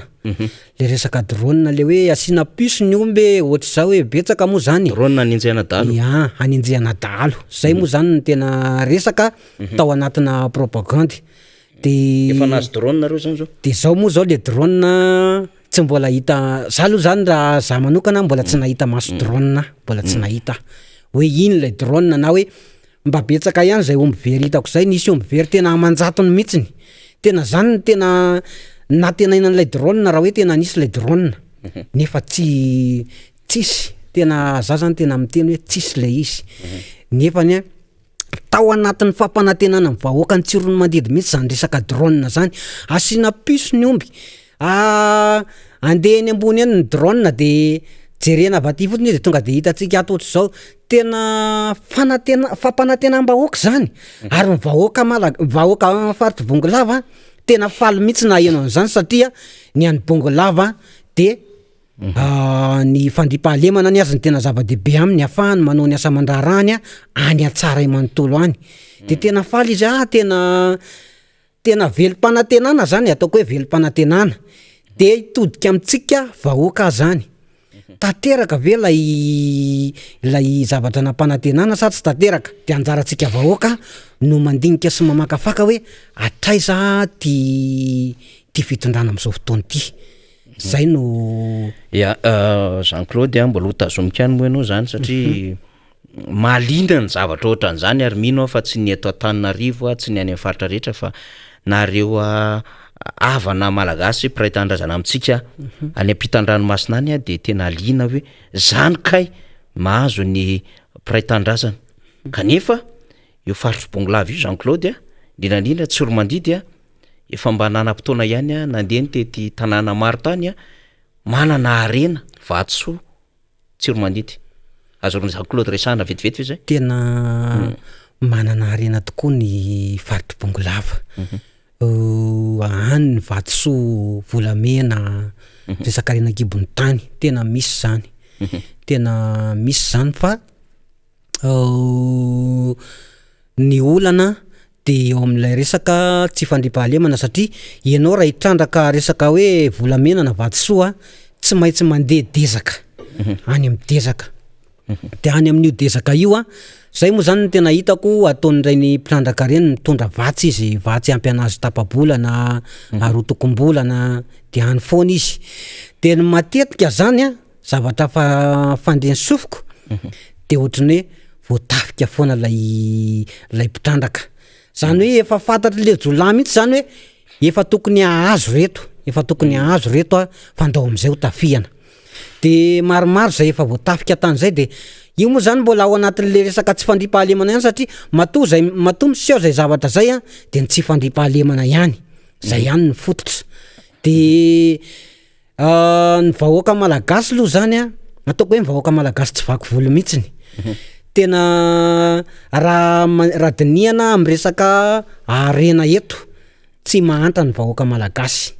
fa mety hoe le fitrandrahana angano tsy ampisa hoe ahoana no filazako azy de zay no tiako tenena hoe satria tsika manan-karena raha resaka hoe arena kibony tany zany tena manan-karena ny firenena malagasy ananan'ny firenena malagasy zany de nefa no am'izao fotoana hitodika kely afiainana Antananarivo manokana kely tena za zao avy eny Magrobeoririka ny ala de somary nandeha zay tena hitako mihitsy hoe tena mijaly ny vahoaka malagasy mihitsy zany tena hitako hoe mijaly satria varitra amin'iny amoron-dalana iny satria zay moa le fitediavana tsy maintsy mitady ny hoaniny ianao satria ianao olombelona malala mihinan-kanina na inona zavatra anina de tsy maintsy mitady ianao de mivaritra amin'iny amoron-dalana iny de vao eo le maso merikerika be ohatr' zao reny ny polisy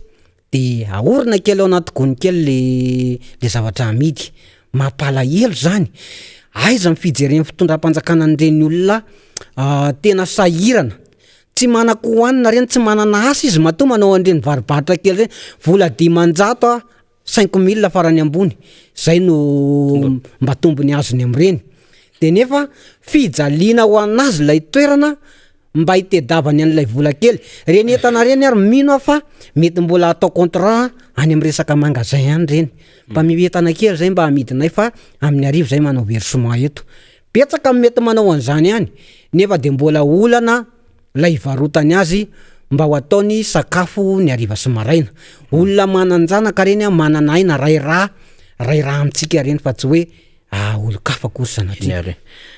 Jean-Claude everiko fa mbola be no sisa ekaranao eto amin'ny miara-manonja satria misy hoe zavatra maromaro mbola tiako antaninanao nefa maneratsika ihany ny fotoana zany indrindrandrindra eo amin'ny lafin'ny raha-pitsarahana io tena manahirana io Jean-Claude tena betsaka ny fitarainana azo avy any amin'ny faritry Bongolava iny mino fa manakambara ianao fa somary amaraparantsika zany ny fivahiniananao teto amin'ny miara-manonja raha mbola misy azonao anampiana zay ao anatina minitra vitsy ino tompoko ny anampiako anazy de makasika any resaka raha fitsarana raha ny resaka tribunal manokana de tena io zany ny tena mampitaraina ny vahoaka io tena mitaraina ny vahoaka satria tena ataoko hoe za zao tena vavolombelona mitoaka mitendany mihitsy fa tao anatin'izany resaka raha fitsarana zany fa ianao na manamarina ary a rehefa tsy manam-bola de zéro zay zany tena tsapako mihitsy zay zavatra zay a amin'ny resaka fitsarana nahita hoe tena hoe tia marina ka tsy manam-bola iny olona marina iny a de zay le hoe marina mitavozavozy ambaka iny lainga tsara lahatra de somary mampalahelo zay zavatra zay satria betsaka anie ny vahoaka mba manamarina izy misy tena hoe taniny zao bodon'ny olona de io olona miady aminazy io tena mpanan-karena izy nefa tsy manana fitsoka de akory atao mo ianao tsy manam-bola tonga ary le olona manitsina vola ohatr'izao ataovy ohatr'izao io fa ameko ohatr'izao ianao ahoary fa amboaritsika io de somary mampalahelo zay resaka kolokolo zay tena mampalahelo zay amin'ny resaka fitsarana amin'ny ankapobeny mihitsy zay resahako zay fa tsy nifaritry bongo lava rery de tena somary mampalahelo zany satria raha vao tsy mahita olona ambonimbony mba tokony hiateherana zany le olona de ataoko hoe varina sady miala amin'ny tany a no mbola hampandoavana onitra ary a de lasa mangasiasy le olona am'izay ora sy fotoana zay soriny ngamba mivoaka voalohany indrindra de misaotra ny vahoaka malagasy tsy vaky volo piraitanindrazana ny tenako ny aino tam'izao fandarana miara-manonja izao makasitraka indrindra mbola iveriny eto ny tenako a amin'ny andro fo manaraka de kopakopa-tanana ho an'ny namana rehetrarehetra eny amin'ny magorobe oririkeny de kopakopa-tanana koa ho an'izay neno ray manontolo de ny irariana mba aharitra amin'ity miara-manonja ity tsika ny antony joroantsika amin'ity miara-manonja ty a de mifilazana ny zava-marina fa tsy mifamoronana lainga de makasitraka indrindra tompoka saotra betsaka anao namana faniry a nandray tam'izao maraina ny atalata izao saotra betsaka tompoka eny ary makasitrakytsika any randre mampahery a Jean Claude a zay niaraka tamintsika tamin'ity maraina ity avy any Tsiromandidy sy Bongolava dia nilaza ny zava-misy a tsara mba ho fantatry ny vahoaka malagasy a hoe inona ny zava-misy any am'zany faritra Bongolava zany a distrika ny Tsiromandidy a ndresahany teo de io moa zany de itovizany rehetrarehetra io a dia fiainam-bahoaka tena mijaly ny vahoaka amin'ny ankapobeny ny charbon teneny teo de hoe 5,000 sy 3 alina de tena any amin'ny faritra sasany de efa misy an'izany hoe 5 alina zany ny arina fandrehitra valala voatango ny vahoaka malagasy ary tsy hoe zany akory no ataontsika litany isan'andro eto amin'ny fandarantsika tsy hoe zany akory no ataontsika dridrangilona irairaina fa zava-misy zany dia taterina amintsika ny amin'ny hoe zany ny fiainan'ny malagasy am'izao fotoana zao le malagasy le nieritreretina fa tena manana ny arena tsy tapesipesena nomen'ny zanahary azy ary atao anatin'ny hoe tena tsy par accident no nahatongavantsika teto Madagasikara tompoko tsy par accident fa matoditsynga teto amin'ty Madagasikara nosy malalatsika itsitsika de mba misy any zay guide spirituel samy hafa zay mba misy any zany mba hoe tena fitondran'Andriamanitra lehibe zany ka nametraka atsika teto amin'ty toeran'ity mino isika nefa sy mahatoko fa hoe mbola anana anjara lehibe ho amin'ty tanindrazantsika ty ka zay ezaka rehetra nataon'ireo taolo rehetrarehetra teo aloha nataon'ireo ny fandimby nandritry ny vanim-potoana rehetrarehetra teto Madagasikara tany aloha tany de mino isika zany fa de mbola mba hody vetiny rano natsakainy rehefa mijoro tahaka izao tsika rehefa sa tahaka izao tsika milaza ny zava-misy mamotsipoitra ny zava-misy ary miteny zay tokony ho tenenina dia tsy very momboka ny fanantenana ho an'ny vahoaka malagasy ary zany no mbola hijoroantsika atao anatin'ny fanoherana hoe manana vahaolantsika ary vonintsika hanavitra an'izao firenena izao fa tsy avelantsika ho latsaka andavaka tsy avelantsika ho potika tsy avelantsika tena hoe hitrosona amin'ny tany ka tsisy handray ny vahoaka malagasy rehefa tafalatsaka ao anatin'izany tany sy hoe mitrosony zany tsy maintsy mifampisitonytsika ary tsy avelantsika mihitsy zany hoe ny taranaka ao ariana zany dia ho tahaka ny hoe nofo sisy zany hoe nisy an'izany Madagasikara sy Malagasy zany hono tany amin'ity nosy ity ohatran'le nofonofony amin'ny Gondwana tamin'ny tantara taloha zany nisy zany fa tena ho ataontsika hoe firenena nisy tompony ity ary nisy vahoaka sary-piaro zany firenena zany ary misy vahoaka mijoro zany no mbola mahatonga antsika mbola miatrika an'izao raharaha izao ninina zavatra mandeha any ambadika any ny fampitahorana ny mety ho fampiarina ny hoe ampiarinay ny lalàna sinsisa metse eo ane sinsisa rehefa masaka ao anatin'ny sainy vahoaka malagasy hoe ny fotoana dia hoan'ny tandrazana ny zavatra rehetra ho atao dia tsy maintsy manavitra ny tandrazana izy na inona zavatra mitranga zay ny nambara ny pasteur Edouard tsara mety eo ny amin'ny hoe ny foto-KFDB hijoroan'ny fanoherina indrindrandrindra ny RMDM de mametraka amin'izay hoe tsy maintsy harovana ny demokrasia ina moa ny demokrasia dia ny demokrasia dia ny fahafahan'ny vahoaka maneho hevitra ny fahafahan'ny vahoaka mijoro ary fiainona ihany koa ny hevitry nay lazaina fa vitsy anisaka nefa mety manan-kevitra izy ary tsy didy be sandriny maro anisa akoriny zay manam-pahefana zany demokrasia zany tsy zany ny eritreretina azy ary fametrahana an'izay endriky ny fanorenana ifotin'izay rehefa mihetsika tsika dia mahafantatra fa misy zavatra marobe tsy manazava zany satria tena ny endriky ny fanjakana de zany tena demokrasia izany ary zany dia misy sokla maromarina misy tongotra maromaro pilian'izany ka raha reo tongotra maromaro reo no vohitsakitsaka voahozongozona de lay demokrasia zay tena hevi-bahoaka mihitsiny fiainana vahoaka mihitsiny no voahososo anatin'izany de ohatsika hoe mba tsy rariny kosa fa mba tokony hijoro araka ny tokony ho izy ny rehetra eo anatrehan'izany rehetrarehetra izany tokolasy tokovavy zay moa mahatonga antsika mampiditra foana anatin'ilay adevitra resahana hoe rehefa mandinika an'le fiainan'le vahoaka malagasy tsika dia tokantrano miditrosa le vahoaka malagasy am'izao fotoana zao moa zany de ohatrany hoe tia le firenena ka na dia nanao resabe ny amin'ny hoe zay indray de tsy mila fanampiana vany velany fa vitanay mivady ny tokantranonay sy ny sisa kanefa rehefa niodikodina teo ihany de tsy hevitra tsony satria rehefa bokatrosa le tokantrano ina moa natao hoe tokantrano bokatrosa dia tsy malo hofatrano tsy malo saram-pianara mpianatra de tsy mianatra mpianatra mazava ho azy ary rehefa very asa ihany koa de tsy miodina zany tokantrano zany ary rehefa very asa de tsisy sakafo ao anatin'izany tokantrano zany ary mety hitarika amina tsy fahasalamana zany rehetrarehetra zany de potika tanteraka lay tokantrano sady ao anatin'izay hoe tsy tafarina izay intsony de tsisy hevitra fa dia tsy maintsy mitady vahaolana ety velany verina amin'le teny zay mety nieritreritety tsy mila an'izany dia tsy maintsy mitady mpandondom-baravarana ihany mpampanjana bola hoe tena tsy tafavoaka zay fa mba ampio aloha ampindramy vola aloha na inona no azo anaovana fanomezana anay de ho iteo zay mba hifanarahantsika zay nge le endriky le raharaha misy am'izao fotoana zao hoe de zay le hiazakazana de miteny ny mpampanjana bola eny ary fa zao no ianareo lay sahirana de mba manana kely vola tataka izao ohatra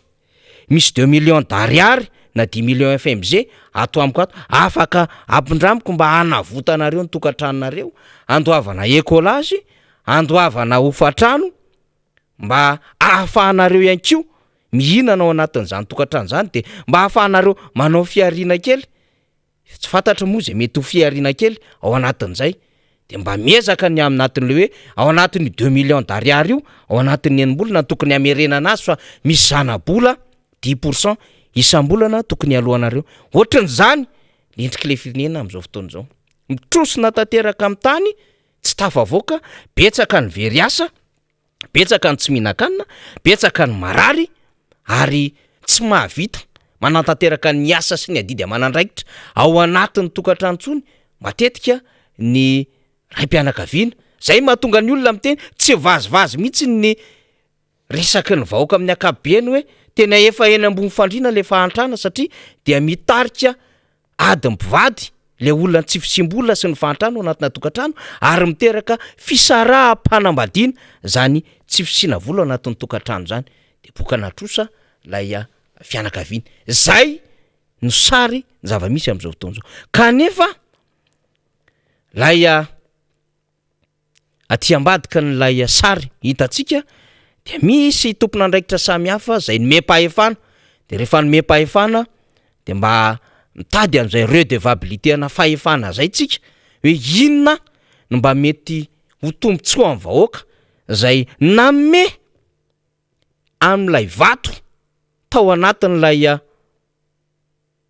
birao fantantsaham-bato tao anatin'ilay urna zany de zay nge mba andrasan'ny vahoaka malagasy hoe mba omeo sitraka omeo tambiny mba apetraho araky ny tokony ho izy iny taratasy ndatsabato tamin'ny alalan'ny safidiny iny ho an'izay ny safidy am'izao fitondrana zao fa ho an'izay tsy ny safidy amin'ny fitondrana kosa de mametraka ny fitondram-panjakana hoe zay tompoko raha aman-dreny rehefa nomem-pahefana ka na nomem-pahefana ianareo na tsy nomem-pahefana ianareo de manana andraikitra zay hampandroso anareo dikan'izay rehefa ray aman-dreny de tsy afaka hanao zana-tsindrinila na hanao tikantsotikano na hanao zay mety hoe ny zanaka tato ihany no azokazonay na ny zanaka tato tsy azokazonay fa rehefa anatina tokantrano ray de tokony hisitraka an'izany zany le mba handrasana ny fanjakana zany satria zany no hoe ray aman-dreny azy fa rehefa mandinika ny zava-misy tsika am'izao fotoana zao de valalanina tanteraka hoe tena mbola mieritreritra ve le fitondram-panjakana fa ray aman-dreny izy ka miaro an'le vahoaka mitsinjo an'le vahoaka ary manao zay mahasoa ny vahoaka malagasy zay ka mitondra zay zavatra hoentiny eo anatrehan'ny vahoaka malagasy zay mba ahatsara le fiainan'ny vahoaka malagasy fa rehefa mamadibadika tsika na mba hiezaka misy tsika mba te amme isa de hoy tsika hoe be loatra raha 20 na 2/10 ny mentsika n'le fitondram-panjakana am'zay miady varotra raha ny fitondram-panjakana am'zany eto raina 0,5 ny azo omena azy satria maninontsika miteny an'izany voamaliny deputé Alain Tsimazafy ny teny teo andrefesana ny fahampitehan'ny firenena ny taux de pauvreté efa mba nahazo kely tsika taty amin'ny 2024 taty satria tafiakatra tafidina taty amin'ny 72% taty na 2.7% ny vahoaka malagasy no mahantra fadiranova fa raha zao zava-misy zao voavy nandray tsika ny solomavamboaka tany Parafaravolo voavy nandray tsika ny avany Tsoromandidy ary talohan'izany tsika de nandray olona marobe de samy teny hoe tsisy hevitra vita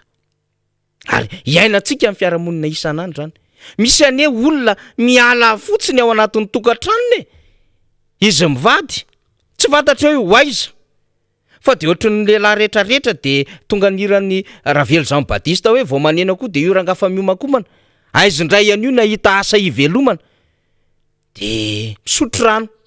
raha misy charbon moa zany de misotro rano mafana zay no ankahirezina antsika mireza misotro rano mafana fa mahatsara fahasalamana le rano mafana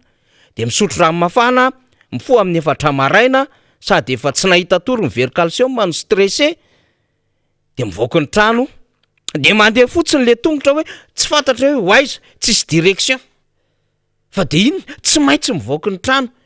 de manana fanantenany eny amin'ny lalany eny hoe tsy maintsy hitondra sakafo an'ny fianakaviako mba hitady asa kely mila mianatra ny zanako mila salama ny vady aman-janako zany ny fiainany vahoaka malagasy am'izao fotoana zao de miafiafy kely le vahoaka malagasy rehefa mandeha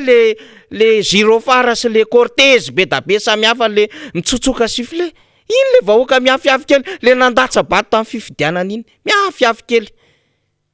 sans direction tsy manana ale de ohatran'izay satria le firenena tsisy repère le vahoaka tsisy direction de zany mbola mampatanjaka ny hoe tsy maintsy matanjaka tsika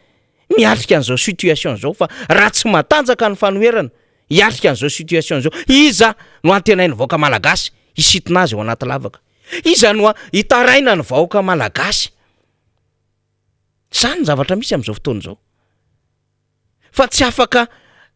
de hiteny manao hoe raha miteny mpitondra fanjakana zany tsika de ozy mpitondra fanjakany ka le vahoaka nge mafisofina e ka le vahoaka ny ndraindraika tsy mba miendry zavatra tokony hitondrana azy na le vahoaka tsy afaka hiteny an'izany tsony fa andraikitry ny mpitondra foana ny tsy fahombiazana amin'ny fitantanana sy ny amin'ny zavatra atao rehefa mitondra fiarakodia ianao ny eo amin'ny direction ianao ny mpamily chauffeur dia ianao no miantoka ny sécurité an'ireo hoentina eo amin'ny fiarakodia ireo manala zany ny mpamily ny taxi be izy sy ny receveur zany no miantoka ny toerana hitondrana ny olona miantoka ny ain'ny mpandeha ao anatin'izany miantoka ny fikarakarana n'ireo mpandeha ireo am'izay mety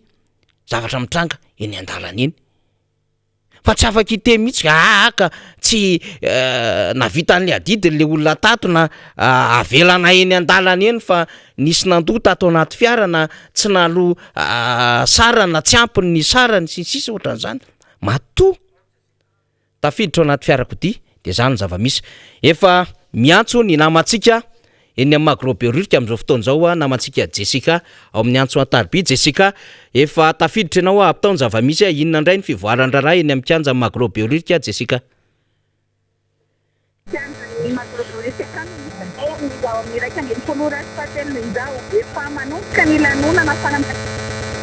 Tena ny RMDM ety an-toerana efa nantomboka tamin'ny fotoam-pivavahana izany efa miverina kosa amin'ny fanetana ny mpanakanto eto akaiky indrindra Tavera Christian Tavera filoha lesiteny jeune RMDM dia anisy anaratoa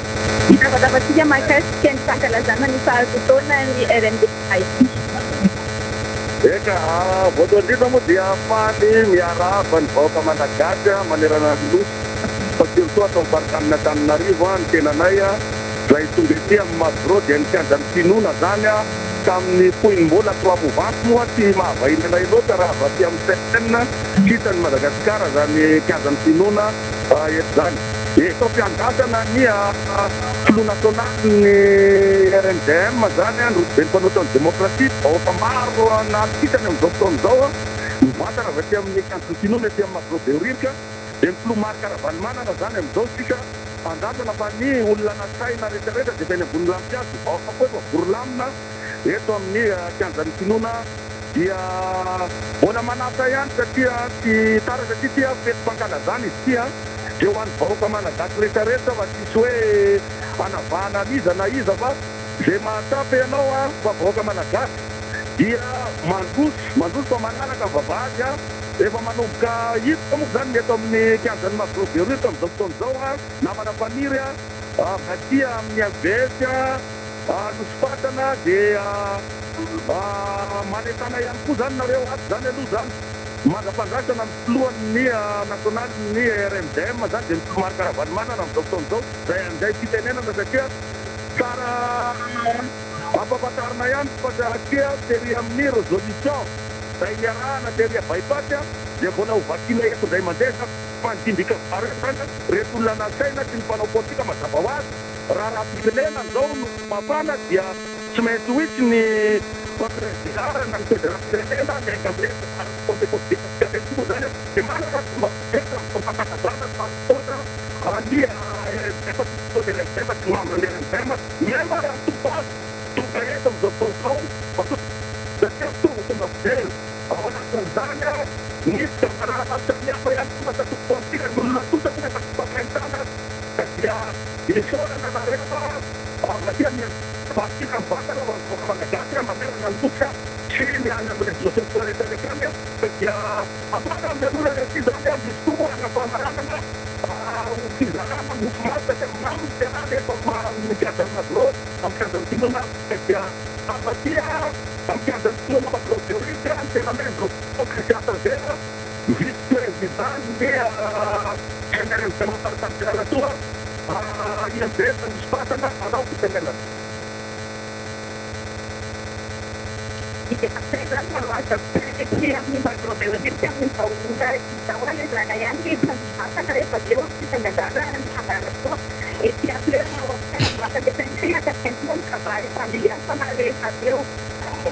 Era una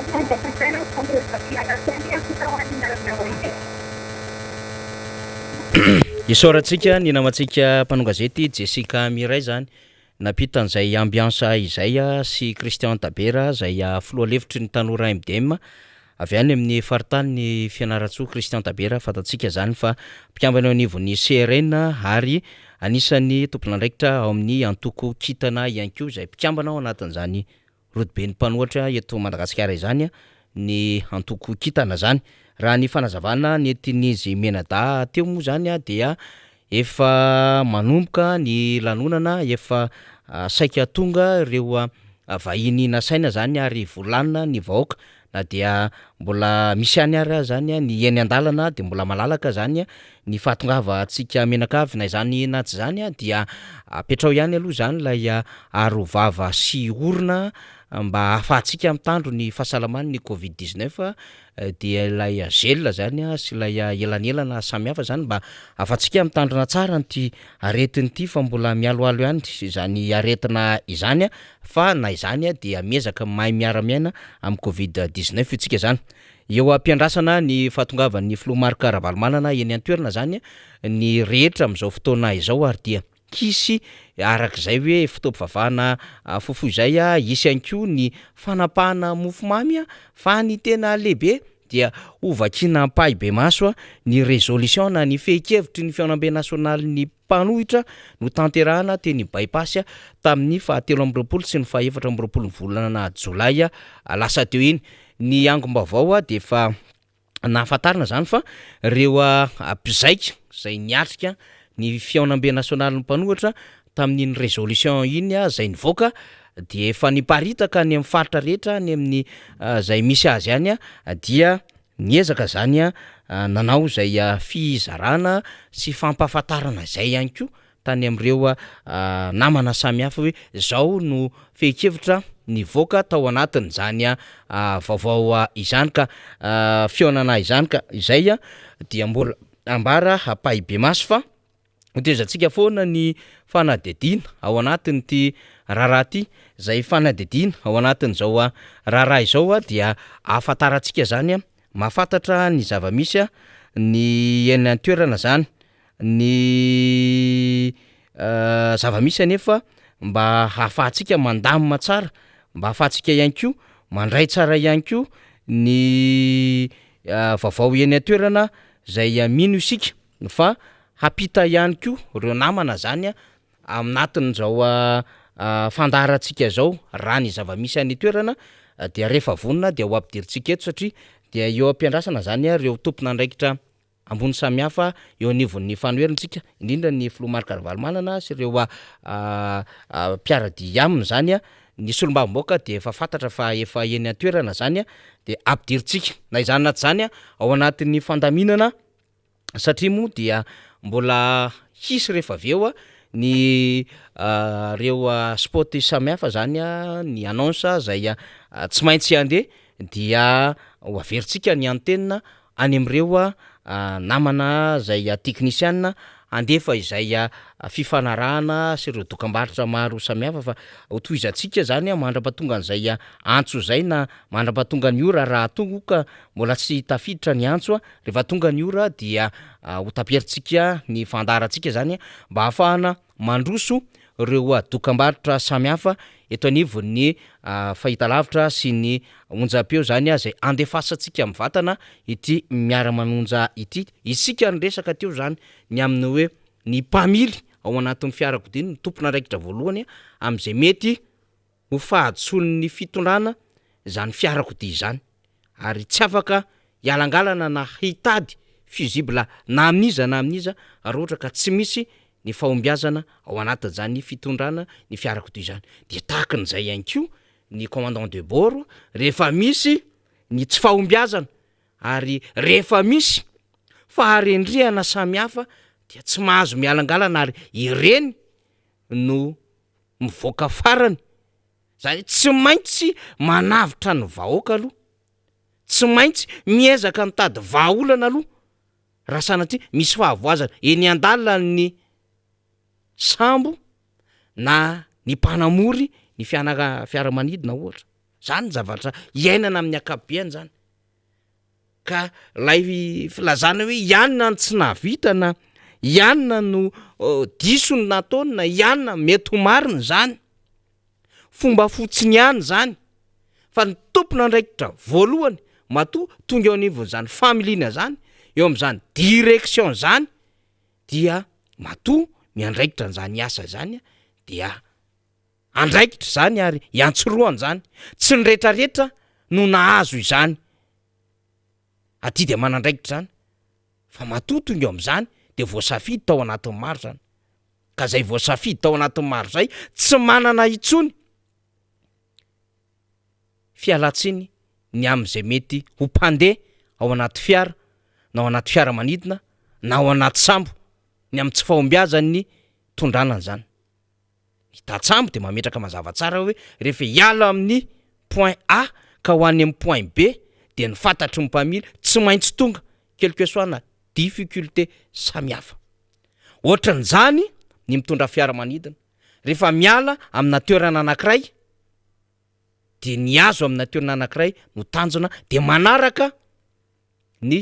fanazavana eny amin'ny lalana rehetra eny any abakabaka eny amin'ny alalan'ireo fitaovana samihafa zay ifandraisana amin'ny foibe ety ambany zay mame ny toromarika ny plan de vol samihafa sy ny eny ambony ny fiaramanidina dikan'izany izy ny tompon'andraikitra rehetrarehetra amin'ny fampandehanana ny zava-misy ao anatin'izany ohatran'izany ny fiarakodia ka raha miresaka Madagasikara isika de tsy nivaoka misy no menatsiny ao anatin'izay tsy fahafahana zay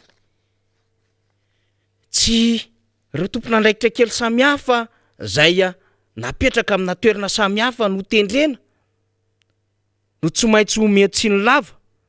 fa matoa no safidina hamily an'ilay fiara ianao hamily an'ilay fiara manidina hamily an'ilay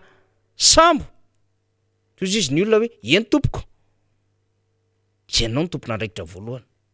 fa tsy ny bosco akory tsy ny receveur akory na ny hôtesse de l'air akory na steward akory tokony atsapa sy alalan'izany ihany koa ny mpandeha entina amin'ny alalan'ny voaka malagasy ka mba afaniritsika ny orinany dia mpamily mahay mamily no hitondra ny fiara faniritsika ny orinany dia tatsambo mahay tsara ny asa tsambo familiana ny tsambo zay commandant zay ary faniritsika ny orinany de mitondra ny fiaramanidina dia zay mahay mitondra fiaramanidina araky ny tokony mitondra anazy araky ny lanina iaingana sy ny atongavana izay zany no fahorian'ny vahoaka malagasy satria nampanantenaina ity vahoaka malagasy ity mbola ho alefatsika aorianao zay fanazavana samihafa zay fa maro ny zavatra nieritreretina hoe dia tsy vaoka anatin'ny fahatrana tokoa tsika satria tsisy tsony delestage tsisy nyzao tsisy nyzao tsisy ny rehetrarehetra zao hitatsika zao kanefa miapira ny situation ianany vaoaka malagasy izy anefa tsy ny safidy amin'io fa mba nieritreritra izy hoe lalana metimety kokoa azy io tsy safidy ny vaoaka malagasy nge ny ahantra tsy safidiny zany tsy droit fondamental zany malnutrition zany tsy fantatry hoe izany namorona zany tsy safidiny zany ny famine zany hoe resaka scolarisation zany tsy fahafahana miditra any ampianarina zany resaka alphabetisation zany tsy safidy ny vahoaka malagasy zany fa ny safidy ny vahoaka malagasy de hoe iaina amin'ny arenany izy ho tafavoaka izy mba hatanjaka tahaka ny firenena rehetrarehetra izy ka rehefa tonga ny vakansa na tsy misy ara no tourisme avy any ivelany tokony velon'ny tourisme local isika fa zao na toerana kely le anaovan'ilay zana-bahoaka vakansa ara de tsy afaka manao vakansa le vahoaka malagasy na ny eto ahoana moa no fahafahany andeha ho any Tomasina na firehana fiarakodia ara tsy ananany akory ahoana ny fahafahany eto Antananarivo izy ndeha ho any Antsirabe na sarandalana raha tsy ananany akory ahoana ny hafahany de hoe tsy Sabotsina mena na sarandalana raha tsy anana akory na mba te handeha an'le bus classe ary izy mety tsy ho zakany le 500 tsy safidin'le vahoaka malagasy zany fa zao zay le vokatr'ilay familiana diso nentin'ilay mpamily azy de any amin'ny tsizy ny zavatra nitondrana azy dia sahirana izy, tsy sakafo izy, tsy sarandalana intsony izy, tsy salamy izy, ny very fotoana izy, ny very asa izy ao anatin'izany rehetrarehetra zany. Fiainan'ny vahoaka amin'ny ankapobeny zany resantsika zany. Tsy fota mahafaty miresaka an'izany fa iverintsika foana fa adidy ama fanoherana ny fianoherana ny milaza ny zava-misy. Tompolasy tompovavy, ny fandaminana zany ho an'ny teknisianina sy ny fandrarana eto anivon'ny onjam-peo sy ny fahitalavitra dia amerina ny antenne aloha zany tsika am'ireo fandaminana samihafa am'ireo programmation sy ireo grille zay efa nomanina zany eto anivon'ny onjam-peo sy ny fahitalavitra. Hitantsika io ihany ny fandehan'ny rara arak'izay fivoaran'ny fety eny an-kianja izay satria mbola vao manomboka ny lanonana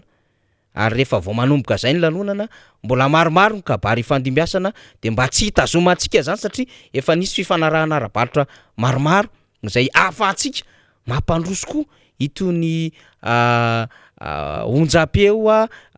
zay ahafahantsika mifampita ny vaovao tony dia manao izay fandaminana zay zany tsika amerina ny antenne ny amin'ny teknisianina zany aloha dia ny teknisianina handrindra am'ireo fandarina samihafa isika na izany zany ara dia ho an'izay mbola hamonjy ny eny amikanja ny magrobiolika dia malalaka zany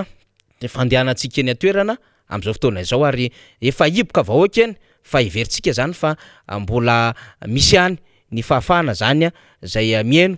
ety amin'ny faritra ny manodidina ety zany fa ny fanajana ho isika apetrao foana lay arivava sy lay gel eny an-tanany eny dia io ihany koa ny amin'ny hoe mipetraka tsara amin'ny toerana zay natokantsika rehetrarehetra dia hifaly arak'izay hoe fifaliana zay no andehanantsika eny amikanja ny magro bioririka dia ho faranantsika zany ny fandarana miara-manonja tamin'ity androany fa 10 ny volana aogositra 2024 ity. Isaorana ny solombavambaoaka ny Madagasikara voafidy tany Amparafaravola Rabekijana Solofery. Isaorana ihany koa ny vahintsika teo dia Randriamampahery Jean Claude avy any amin'ny district ny Tsormandidy na ny faritra Bongolava. Isaorana ireo teknisianina marobe tao ambadiky n'izao sary sy feo izao. Isaorana ihany koa ireo mpanao gazety izay mbola inotsika fa miara-dalana amintsika any amikanja magrobioririka Jessica Miray, Yasinandriamalala, Retokira Marloa sy ireo teknisianina miaraka aminy ary dia